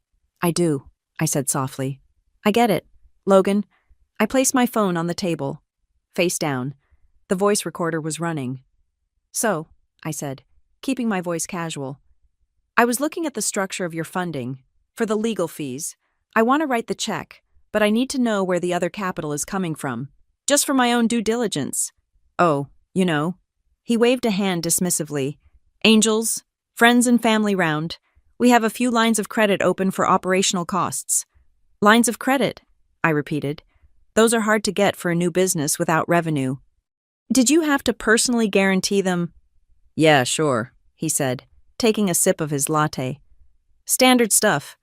"It must be nice," I said, "to have the credit score for that. I mean, my score is good, but business loans are tricky. Did you have to use a cosigner?" He hesitated, just for a fraction of a second. His eyes flicked to the left. "Well, you know," he mumbled. "Mom and Dad helped set up the initial framework. It was all part of the incorporation package." I leaned forward. I took off my sunglasses. I looked him dead in the eye. "Logan," I said, "did you sign my name?" He froze. The cup stopped halfway to the saucer. "What?" He laughed nervously. "What are you talking about?" "The Amex business blueprint line," I said. "Ending in 4922. The one that is $22,000 past due. The one with the billing address at Mom and Dad's house." His face went from flush to gray in 2 seconds flat. He looked like a child caught stealing from the collection plate. "Violet, Listen, he stammered. It is not what it looks like. Did you sign my name? It was just a digital signature, he blurted out. It was part of the online application. Mom said it was okay. She said we were just using your profile to get the preferred rate, and we would pay it off before the statement even hit. It was a bridge. Vi. Just a temporary bridge. Mom said it was okay, I repeated. The betrayal felt like a physical blow to the stomach. It wasn't just Logan being a thief. It was a conspiracy. So they knew you were committing identity theft against their own daughter. It is not theft, Logan hissed, looking around to see if anyone was listening. We are family. What is yours is ours. You have that high-paying job. You have the credit capacity. I needed the runway. We were going to pay it back next month when the real funding came in. There is no real funding, Logan. I slammed my hand on the table, making the cutlery jump. There never was. You are funding your life with my credit score. You are overreacting, he pleaded. Just pay the minimum balance for me this month, and I swear, once the app launches. I stood up. I felt sick. I looked at this man, my brother, and saw a stranger, a parasite. My phone rang. It was my father. Logan must have texted him under the table. I answered it on speakerphone, holding it out so Logan could hear. Violet, my father's voice was breathless. Logan just texted me. Now, calm down. Don't make a scene. You authorized this, I said into the phone. You let him open a credit line in my name. It was a strategic decision, my father said, using his head of household voice. We were up against a wall with his burn rate. Your credit was sitting there, unused. It seemed foolish to go to a predatory lender when we could just leverage the family assets. It was just paperwork, Violet. We didn't want to bother you with the admin. Bother me. I laughed, a sharp, hysterical sound. You committed a felony, Dad. That is fraud. That is identity theft. Don't use those words, he snapped. We are your parents. We made a decision for the good of the family unit. And frankly, if you hadn't gone out and bought that ridiculous car, you would have had plenty of liquidity to help us clear this balance before it became an issue. You forced our hand. Violet, the gaslighting was breathtaking. In his mind, my purchase of the Porsche was the crime because it removed the funds he intended to steal from me. I see, I said. So I am the villain because I spent my own money before you could steal it. We were protecting you. My mother's voice chimed in from the background. We didn't want you to worry about Logan's struggles. I looked at Logan. He was watching the phone with a look of pathetic hope, thinking his parents were talking him out of trouble. I am hanging up now, I said. Violet, wait, my father ordered. You are going to write a check to clear that delinquency. We cannot have a default on the record. It will ruin the business credit. There is no business, I said, and there is no we. I hung up. I looked at Logan. I am going to make a call, I said. To who? He asked, his voice trembling. To pay it. No, I said. I am calling the credit bureaus. I opened the Experian app on my phone. I navigated to the security settings. Violet, don't, Logan whispered. If you freeze it, if you dispute it, they will investigate. They will see the IP address. They will see the money went to my account. I know, I said. They could charge me, he said, tears welling up in his eyes. With fraud, I could go to jail. Violet, do you want your brother in jail? I looked at the notifications on my screen. Freeze credit report. Fraud alert. I thought about the last 3 years. The missed birthdays. The lies. The Thanksgiving dinner where I was ignored. The family meeting where I was treated like a bank. But this was different. This wasn't just favoritism. This was consumption. They had eaten my identity to feed his ego. I don't want you in jail, Logan, I said quietly, but I refuse to be in debt for a life I didn't live. I pressed the button. Credit frozen. I switched to TransUnion. Credit frozen. I switched to Equifax. Credit frozen. Then I opened the Amex app and clicked Dispute Charge. What did you do? Logan asked, his face white. I just stopped the bleeding, I said. I am reporting the account as fraudulent. I am signing an affidavit stating I did not open it. I am not paying a single cent of that $22,000. Logan, the bank will come looking for the person who actually spent the money, and since you transferred it to your personal checking account, they won't have to look very far. Logan put his head in his hands. I am leaving, I said. Do not contact me. Do not come to my apartment. If you or Mom or Dad try to open another account in my name, I won't just file a dispute. I will file a police report. I walked out of the coffee shop. The morning air was cold, but my skin felt hot. I walked to my car, my beautiful, paid-off Porsche. I sat in the driver's seat and locked the doors. I had thought the secret was that they were giving him their money, but the twist was so much darker. They weren't just giving him their money. They had run out of their own money long ago. For the last 6 months, Logan hadn't been living off my parents' generosity. He had been living off my name. He had been wearing my credit score like a costume, racking up debts that he planned to let me inherit. My parents knew. They had watched him do it. They had probably provided the Social Security number from their old tax returns. They had sacrificed me on the altar of his potential without blinking an eye. I gripped the steering wheel until my knuckles turned white. The sadness was gone. The shock was gone.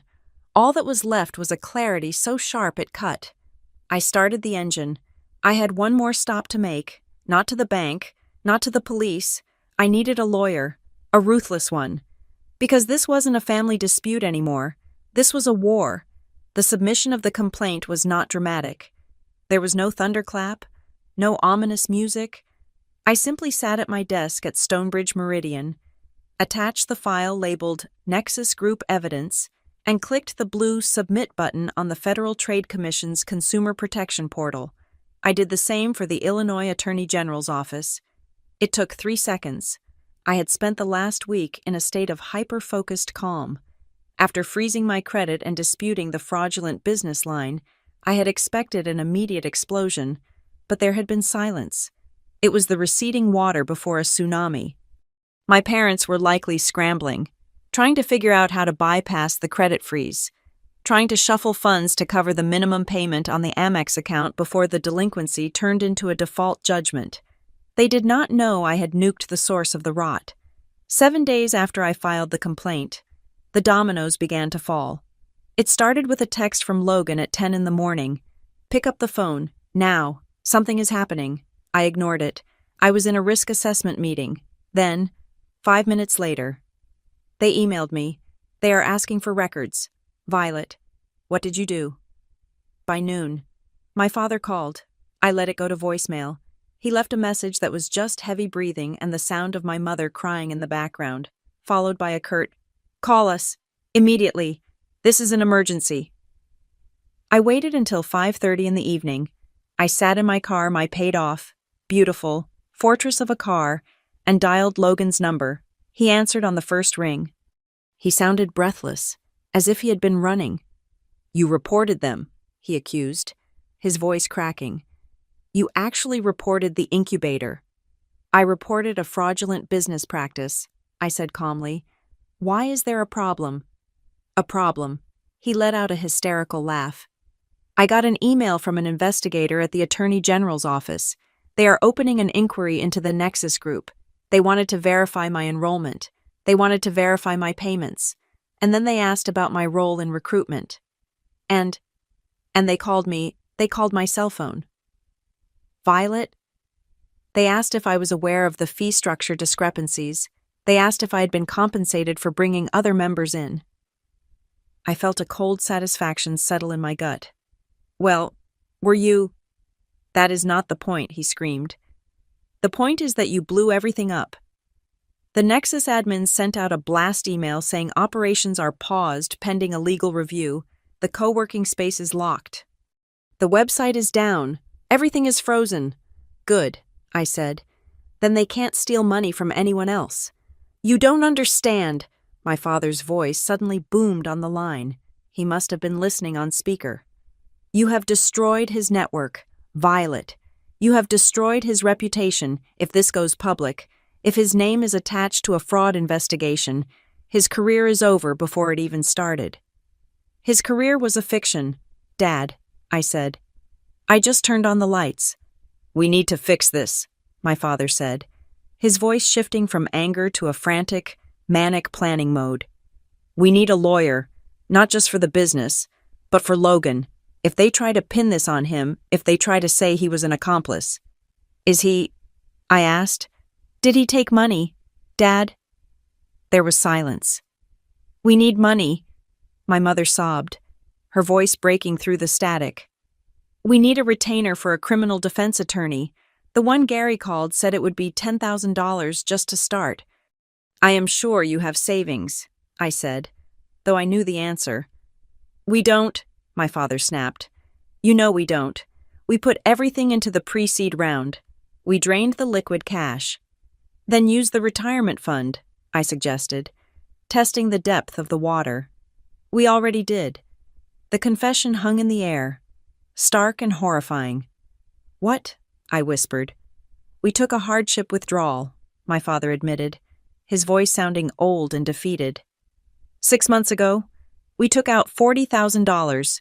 The tax penalty was huge, but we needed to give Logan a runway. We thought the Series A was coming next month. We thought we would pay it back. I closed my eyes. They had raided their 401k. They had set fire to their future to keep Logan warm for another 6 months. And now, he continued, his voice trembling, we were in the middle of processing a HELOC, a home equity line of credit. We were going to pull $50,000 out of the house equity to clear that Amex debt you found, just to make it go away so you wouldn't find out. But now that you froze your credit and reported the card, the bank paused the application. They saw the fraud alert. I felt like I was going to be sick. A HELOC. They were going to leverage the house. They were going to put a lien on the roof over their heads to pay off a credit card debt that Logan had fraudulently opened in my name. Why, I asked, my voice barely a whisper. Why didn't you just tell me? Why didn't you ask for help instead of stealing my identity and mortgaging the house? Because you would have lectured us, my father shouted, the shame curdling into aggression. You would have sat there with your spreadsheets and your judgments and told us we were stupid. You would have looked at us like we were children. We didn't want your advice, Violet. We just wanted to fix it. There it was, the raw, ugly truth. They would rather face financial ruin. They would rather commit fraud. They would rather risk homelessness than endure the humiliation of their daughter being right. My competence was not an asset to them. It was an insult. So you decided to make me a victim instead, I said. We were going to pay it back, Logan interjected. I swear. With what, Logan? I asked. With the referral bonuses. I only got a few, he stammered. $500 a head. I just brought in a couple of guys from college. I didn't know it was a scam, I just thought it was an affiliate program. Ignorance is not a defense when you are cashing the checks, I said. Just then, my other line beeped. It was a number I didn't recognize, but the area code was local. I have another call, I said. Don't you hang up, my father warned. We are in a crisis. I will call you back, I said, and clicked over. This is Violet, I said. Violet, this is Mark. I don't know if you remember me. I'm a friend of Logan's. We met at the barbecue last summer. I remembered him, a nice kid. He had just graduated with a degree in design. Hi, Mark, I said. What can I do for you? I didn't know who else to call. He sounded terrified. Logan isn't answering his texts. I heard you work in finance. Something is wrong with the Nexus Group. I went to the office today and the doors are chained shut, and the website is gone. I know, I said. Violet, Mark's voice broke. I gave them $12,000. It was my inheritance from my grandmother. Logan told me it was a sure thing. He said if I signed up under him, I'd get fast-tracked for funding. I signed the papers because I trusted him. Is the money gone? My grip on the steering wheel tightened until my fingernails dug into the leather. Collateral damage. It wasn't just my family. Logan had dragged his friends into the pit. I think the money is gone. Mark, I said gently, you need to file a police report. Immediately. And you need to mention that you were recruited. But that means reporting Logan, Mark whispered. If Logan took a commission on your money, I said. Then Logan is part of the problem. File the report. Mark. I hung up. I sat in the silence for a long minute. The scope of the disaster was expanding. It was no longer a private family drama. It was a legal blast zone. The retirement fund was gutted. The house equity was frozen. Logan was facing potential criminal liability for pyramid scheme recruitment, and my credit was a crime scene. My phone rang again. It was my mother this time. I picked up. "Violet," she said. She wasn't crying anymore. Her voice was eerily calm, the kind of calm that comes after a total breakdown. "We need to talk, not about the past, about the future." "There is no future where I pay for this," I said. "Please," she said, and then she said the words that changed everything. The words that severed the last thread of hope I had, that they saw me as a person. "You are the only one who can help us," she said. "You are the only one with clean credit. You are the only one with liquidity. We need you to take out a loan, a personal loan, just $50,000, to pay for the lawyer and cover the Amex debt before they sue us. We will sign over the house to you. We will do whatever you want, but you have to save the family. You are the only one who can help us." She didn't say, "We love you." She didn't say, "We are sorry." She identified me as a resource. I was the fire extinguisher. I was the paramedic. I was the checkbook. They had spent 30 years ignoring me, minimizing me, and prioritizing Logan. But now that the house was burning down, they suddenly remembered I existed. Not because they wanted me, but because they needed my water. I felt a coldness wash over me that was absolute. It was the death of expectation. "You want me to take on debt," I said slowly, "to pay for the lawyer who will defend Logan for stealing my identity. We are a family," she repeated, like a broken record. "If Logan goes down, we all go down. The shame, Violet, think of the shame." "The shame is yours," I said, "not mine." "Violet, please," she begged, her voice rising to a shriek. "Don't turn your back on us. Look at everything we gave you." "You gave me nothing," I said. "And that is exactly why I have everything I have." I took a deep breath. "I am not giving you $50,000, I said.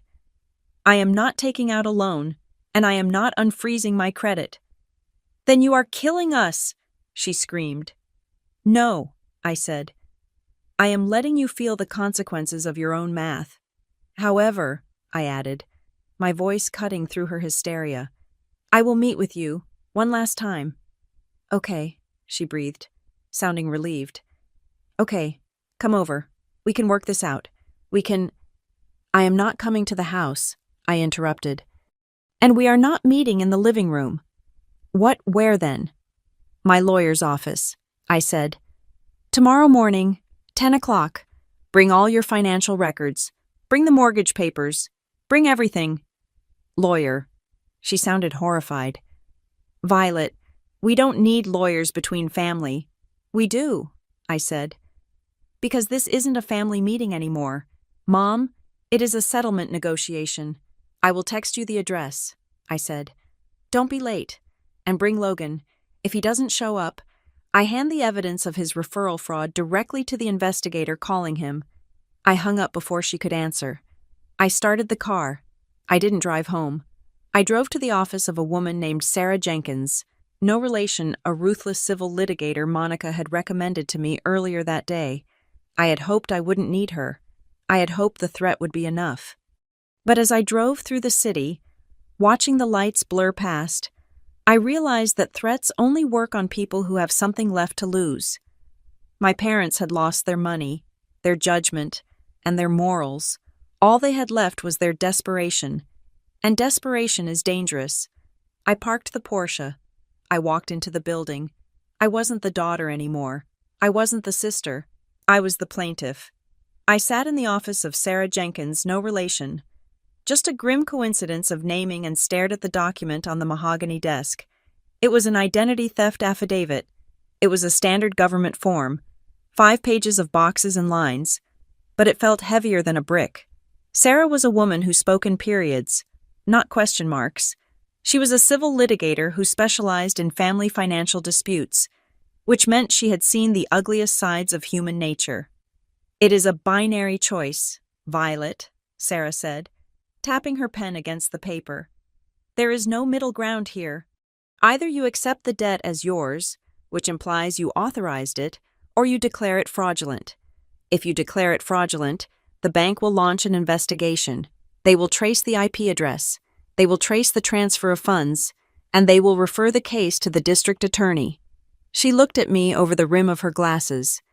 "If you sign this, you are not just clearing your credit report, you are handing the police a roadmap to your brother." I looked at the pen. For 29 years, I had been trained to protect Logan. I had been trained to step back so he could step forward.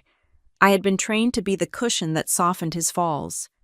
"He stole $22,000, I said, my voice flat.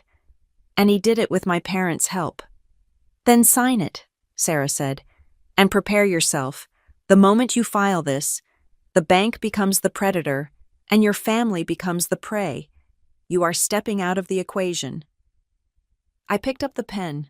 My hand didn't shake. I signed Violet Jenkins at the bottom of the page. The ink looked black and permanent. I prepared 2 envelopes that morning. The first was a thick manila envelope containing the signed affidavit and the police report I had filed an hour earlier. That one was for the bank. It was the truth. Naked and legal. The second envelope was for my family. It contained copies of the same documents, plus a printout of the credit line history showing every purchase Logan had made: bottle service, designer clothes, consulting fees to his friends. This was also the truth, but it was the kind of truth that acted as a mirror. Before I met them, I stopped by Monica's office. I needed to hear a voice that wasn't asking me for money. Monica saw the look on my face, the hollow, haunted look of someone who had just crossed a moral event horizon. "You feel guilty," she stated. It wasn't a question. "I am about to send my brother to court," I said. "Maybe prison. My parents are going to lose their minds." Monica stood up and walked around her desk. She put a hand on my shoulder. It was a rare gesture of physical comfort from her. "Violet, listen to me closely. You are not taking revenge. Revenge is active. Revenge is slashing tires or burning down a house. You aren't doing that. You are simply stepping out of the way of the consequences they created." She squeezed my shoulder. "You don't need to punish them," she said. "You just need to stop paying the price for their mistakes. There is a difference between being a sister and being a sacrifice." "They want to meet," I said. "One last time before the lawyers take over." "Go," Monica said. "But don't bring your checkbook. Bring your spine."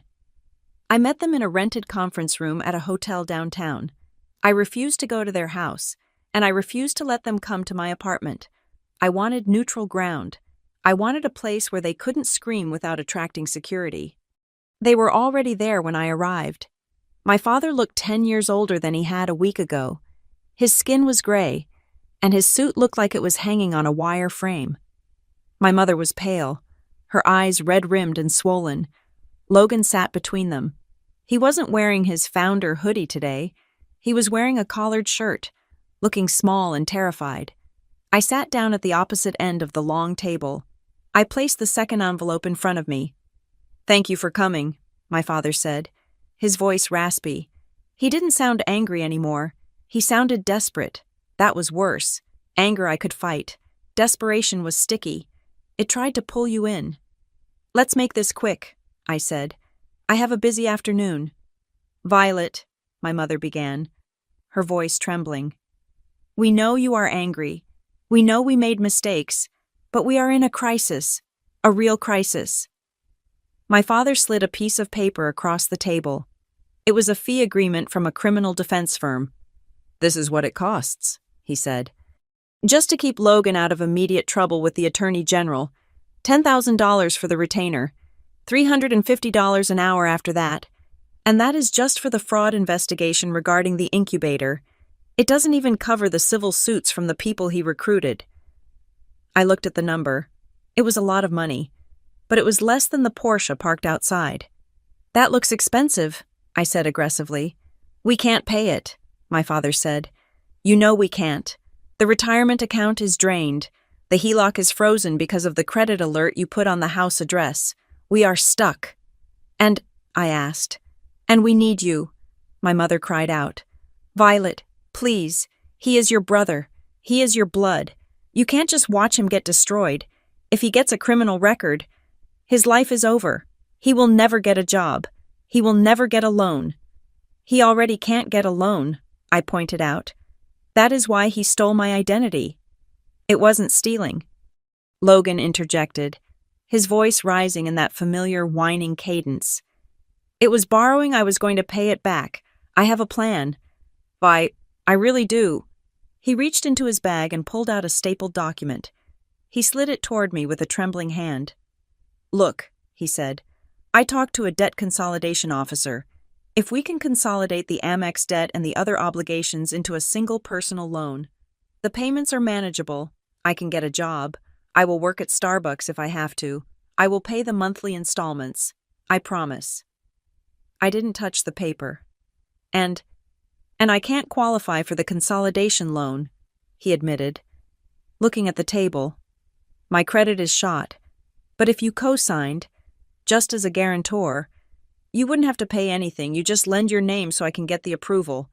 Then I pay it off. I fix everything." I stared at him. The audacity was breathtaking. After everything, after the lies, the theft, the gaslighting, he was asking for the exact same thing again. He wanted my name. He wanted my credit score. "You want me to co-sign," I repeated slowly. "You want me to put my name next to yours on a legal document. It is the only way to save the family," my mother pleaded. "Violet, be reasonable. If you do this, we can pay off the Amex. You can drop the fraud dispute. The police don't have to be involved. We handle it internally. We heal as a family." "Heal?" I looked at her. "Mom, you aren't asking to heal. You are asking me to infect myself to cure him. How can you be so cold?" She wept. "I changed your diapers. I raised you. Doesn't that mean anything?" "I am your daughter," I said, my voice shaking with a sudden surge of grief I hadn't expected. "I am your child, too. But for the last 3 years, you haven't treated me like a daughter. You have treated me like a hedge fund. You have treated me like a backup generator. You ignored my birthday, but you remembered my credit limit." "That is not true," my father protested weakly. "It is true," I snapped. "When you looked at me, you didn't see Violet. You saw an insurance policy. You saw a safety net for Logan. And now that the net is refusing to catch him, you are angry." "We aren't angry," Logan said. "We are just asking for a chance. Vi, please. If I can just get past this, if I can just clear this debt, I can start over. I have a new idea for a platform. It is strictly B2B. No crypto, no heavy overhead. I just need to survive this phase, and I will be a founder again. I know I have it in me." I looked at him, really looked at him, and I finally understood. He wasn't sorry. He wasn't scared of prison. He was terrified of being ordinary. He was an addict. He wasn't addicted to drugs or alcohol. He was addicted to the fantasy of being special. He was addicted to the title of founder. He was addicted to the idea that he was destined for greatness, and that the rules of math and law didn't apply to him because he was a visionary, and my parents were his enablers. They were providing the supply. "You don't want to be saved, Logan," I said softly. "You want to be reinstated." "I am an entrepreneur," he insisted, his eyes wild. "It is who I am." "No," I said. "You are unemployed, and you are a thief." I picked up the envelope I had brought. I slid it across the table. "I am not signing your loan," I said. "I am not co-signing anything, and I am not withdrawing the fraud dispute." "Violet, no," my mother gasped. Reaching for my hand, I pulled it away. "Open the envelope," I commanded. My father opened it. He pulled out the documents. He saw the affidavit. He saw the police report number. "You went to the police," he whispered. The color drained from his face completely. "I had to," I said, "because you didn't leave me a choice. You asked me to co-sign a loan today. You didn't ask 6 months ago. You just took it." I pointed at the evidence in his hands. "You already used my name, Logan. You already made me a co-signer without my permission. You breached the contract of this family a long time ago. I am just enforcing the penalties." The room went silent. The air conditioning hummed, cold and indifferent. My parents looked at the papers. They looked at the timeline of the purchases I had included: bottle service, ski trips, designer sneakers. They saw, in black and white, what their retirement money and my stolen credit had actually bought. It hadn't bought a company. It hadn't bought software. It had bought an illusion.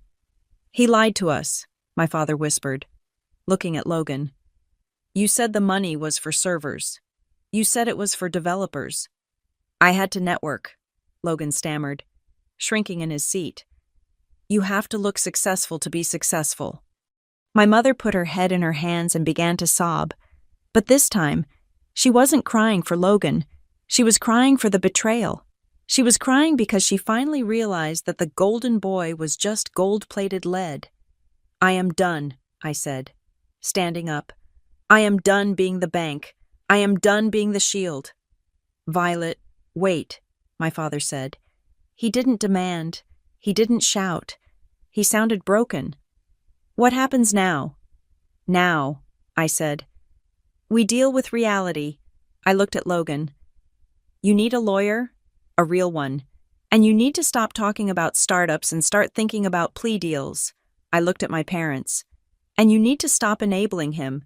If you give him another dime, if you mortgage the house to save him, you will lose everything. And I won't be there to bail you out." "Tomorrow," I said, checking my watch.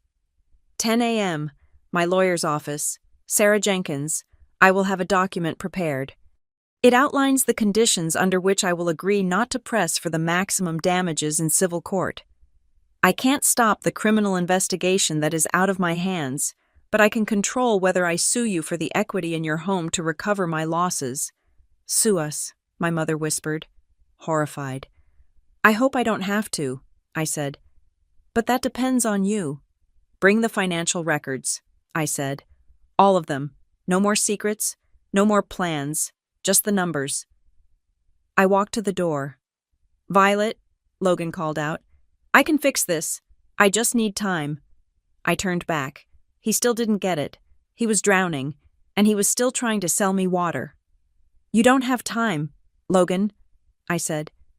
"You have an indictment." I walked out of the conference room. I walked through the hotel lobby, past the tourists and the business travelers.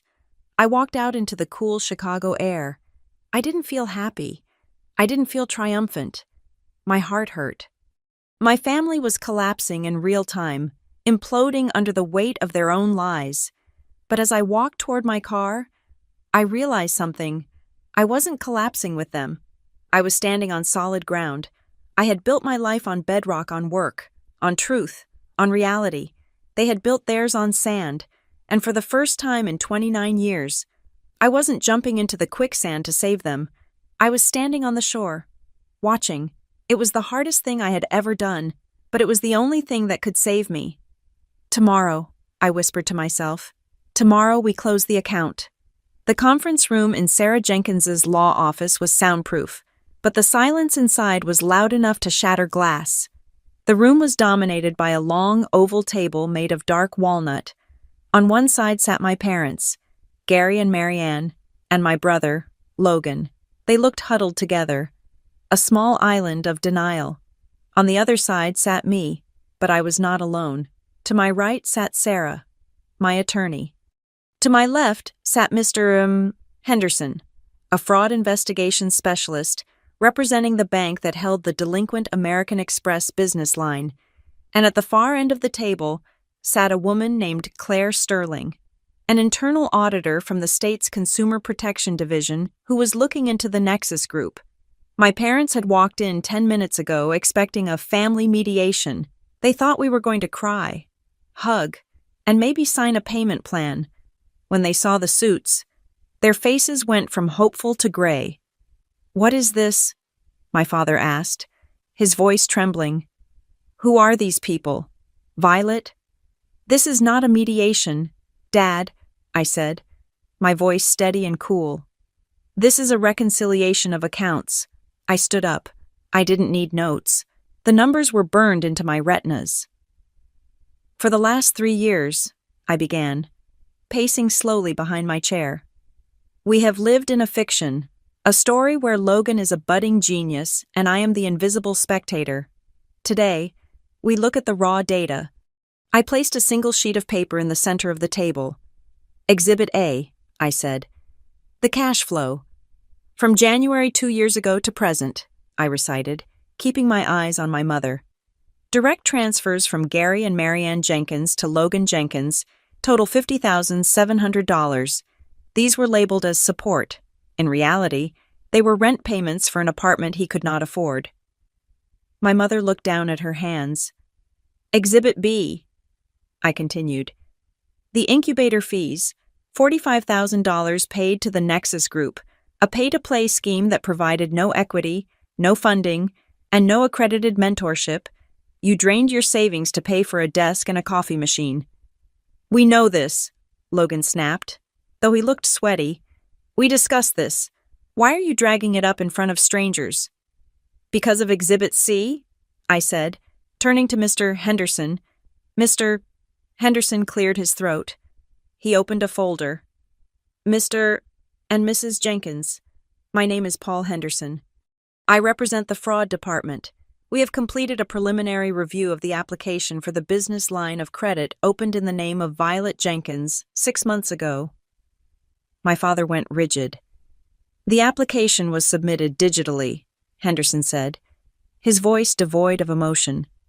"The IP address used to submit the application traces back to a residential router at 42 Oak Creek Drive, my parents' home address. Furthermore," Henderson continued, "the contact email provided was a variation of Ms. Violet Jenkins's name, but the recovery phone number listed belongs to a Mr. Logan Jenkins. The physical card was mailed to your residence and activated via the same IP address." "It was a misunderstanding," my father blurted out, sweat beading on his forehead. "We had verbal permission. We were going to manage the account for her." "Did you have a power of attorney?" Sarah, my lawyer, asked sharply. "Did you have a signed affidavit authorizing you to use her Social Security number for credit inquiries?" "We are her parents," my mother cried out. "We don't need affidavits." "In the eyes of the law, Mrs. Jenkins," Sarah said, "you are strangers who committed identity theft, the penalty for which can include federal prison time."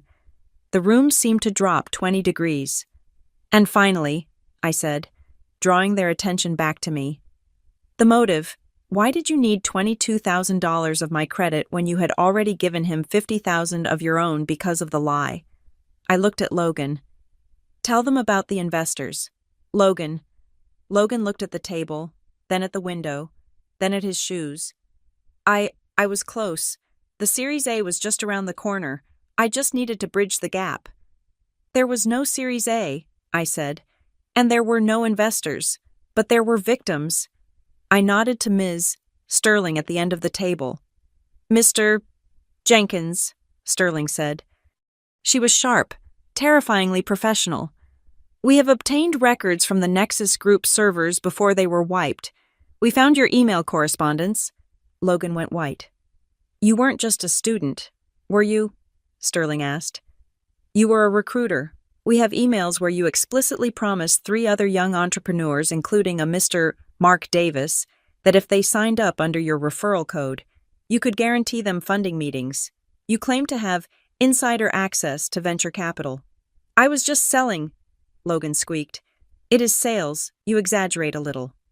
"You received a $500 commission for every person you tricked into paying the $5,000 entry fee," Sterling said. "That is not sales. Mr. Jenkins, that is operating a Ponzi scheme. And since you used the United States Postal Service to mail some of these contracts, it is also mail fraud." My mother let out a sound that was half gasp, half sob. Logan, is this true? You made money off your friends. Logan looked cornered. He looked at me with pure hatred. You did this, he hissed. You dug this up. You want to see me in jail. You are jealous because I have charisma, and you are just a calculator. I am not jealous, I said quietly. I am exhausted. She wants to push her brother into prison, my father shouted, standing up, his face purple. Is that what you want? Violet? You want to see your baby brother in handcuffs. You want to destroy this family over money. I am not the one who destroyed this family. Dad, I said. You did.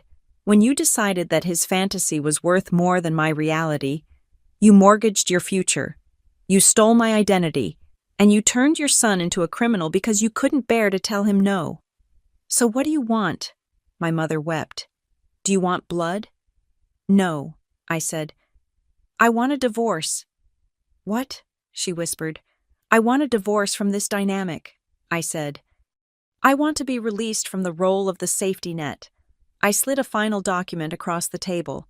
It was thick, stapled, and drafted by Sarah. This is a settlement agreement, I said. It has 3 conditions. If you sign it, I will not press civil charges for the identity theft, and I will ask the bank to consider a repayment plan rather than immediate prosecution, though I cannot control what the state investigator does regarding the incubator. My father looked at the papers. What are the conditions? 1, I said. You, Gary, and Marianne will sign a notarized statement acknowledging the debt is yours and Logan's, releasing me from any liability. You will never ask me for money again, not for legal fees, not for retirement, not for a bailout. 2, I continued. Logan will sign a cease and desist regarding my identity. He will surrender all administrative access to any accounts using the family name, and he will agree to a credit freeze that only I can unlock for the next 7 years. And 3, my father asked, his voice hollow. 3, I said. You stop the drip. You agree to terminate all automatic transfers to Logan. No more rent, no more allowance. If you want to give him money, you can. But it has to be reported to the bankruptcy court you are likely about to face. You have to stop feeding the delusion. You are cutting him off, my mother sobbed. He will be homeless. He can't survive out there. He is 26 years old. Mom, I said. He will survive, or he won't, but I won't be the one paying for his failures anymore. I won't sign it, Logan said, crossing his arms. I am not signing away my rights. I am a founder. I have prospects. You don't have prospects. Logan, I said. You have an investigation file number. I looked at my watch. You have 5 minutes, I said. If you don't sign, Mr. Henderson files the official police report for identity theft at 10:30, and I file a civil suit for damages against Mom and Dad's house equity at 10:31. The silence returned. It was heavy, suffocating. My father looked at the bank representative. He looked at the state investigator. He looked at me. He realized, finally, that the family meeting power dynamic had shifted forever. He wasn't the patriarch anymore. He was a defendant. He picked up the pen. His hand was shaking so badly he could barely hold it. Sign it, Logan, my father whispered. Dad, Logan looked shocked. Sign it, my father roared, slamming his hand on the table. Do you see what is happening? It is over. The game is over. Logan flinched. He grabbed the pen. He signed.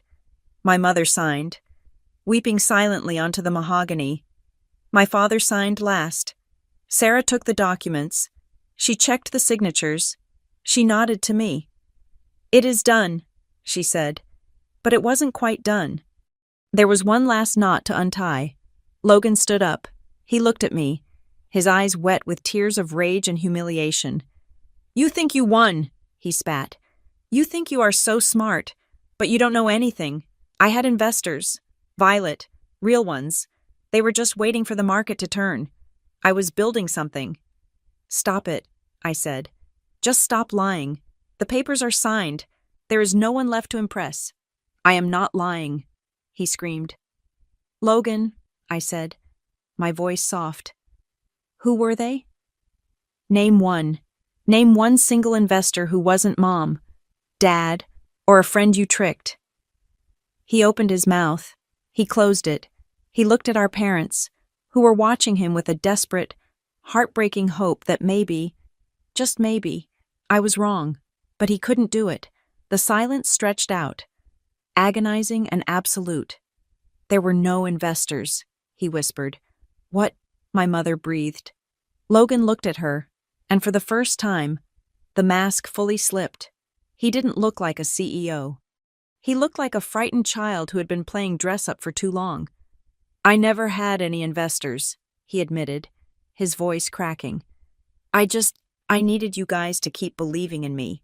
If I told you the truth, that I was just sitting in a co-working space drinking coffee and pretending to work, you would have stopped the money.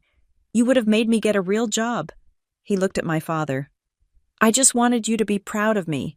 I wanted to be the golden boy. So I acted the part. My mother let out a wail that I will never forget. It wasn't a scream of anger. It was the sound of a heart breaking. She realized that every sacrifice, every rated retirement fund, every lie they had told themselves, had been for a performance. They had bankrupted themselves for a play. My father sat back in his chair, staring at the ceiling, looking like a man whose soul had just evaporated. I am sorry, Logan wept. I am so sorry. I looked at them, the tableau of a family in ruins. I felt nothing, no joy, no vindication, just a profound, quiet lightness. The weight I had been carrying for 29 years, the weight of being the second choice, the backup plan, the invisible child was gone. I turned to Sarah. Thank you. I turned to my parents. They didn't look at me. They were too busy looking at the wreckage of their son. I am leaving now, I said. I walked out of the conference room. I walked down the long, carpeted hallway of the law firm. I took the elevator down to the lobby. I walked out the glass doors into the parking lot. The sun was shining. It was a bright, crisp Chicago day. I walked over to my Porsche. It was dusty. It had bird droppings on the windshield. It wasn't a magical chariot. It was just a car, a piece of metal and glass. I reached out and touched the cold, gentian blue metal of the roof. I didn't feel like a winner. Winning implies a competition, and I realized now that I had never been in a competition. I had been in a hostage situation. I opened the door and slid into the driver's seat. The leather creaked. I put the key in the ignition. The engine roared to life, a deep, throaty sound that felt real. I wasn't Violet the daughter, or Violet the sister, or Violet the ATM. I was just Violet. I put the car in gear. I didn't look back at the building where my family was finally facing the invoice for their favoritism. I checked my blind spot, signaled left, and pulled out onto the road. I had a lot of work to do, but for the first time in my life, the profit would be all mine. Thank you so much for listening to this story of Violet's journey to freedom. I would love to know where you are tuning in from today. Are you listening from your car, your office, or maybe while cooking dinner? Please leave a comment below with your location and your thoughts on how Violet handled her family. And don't forget to subscribe to Maya Revenge Stories, like the video, and hit that hype button so we can share this story with even more people.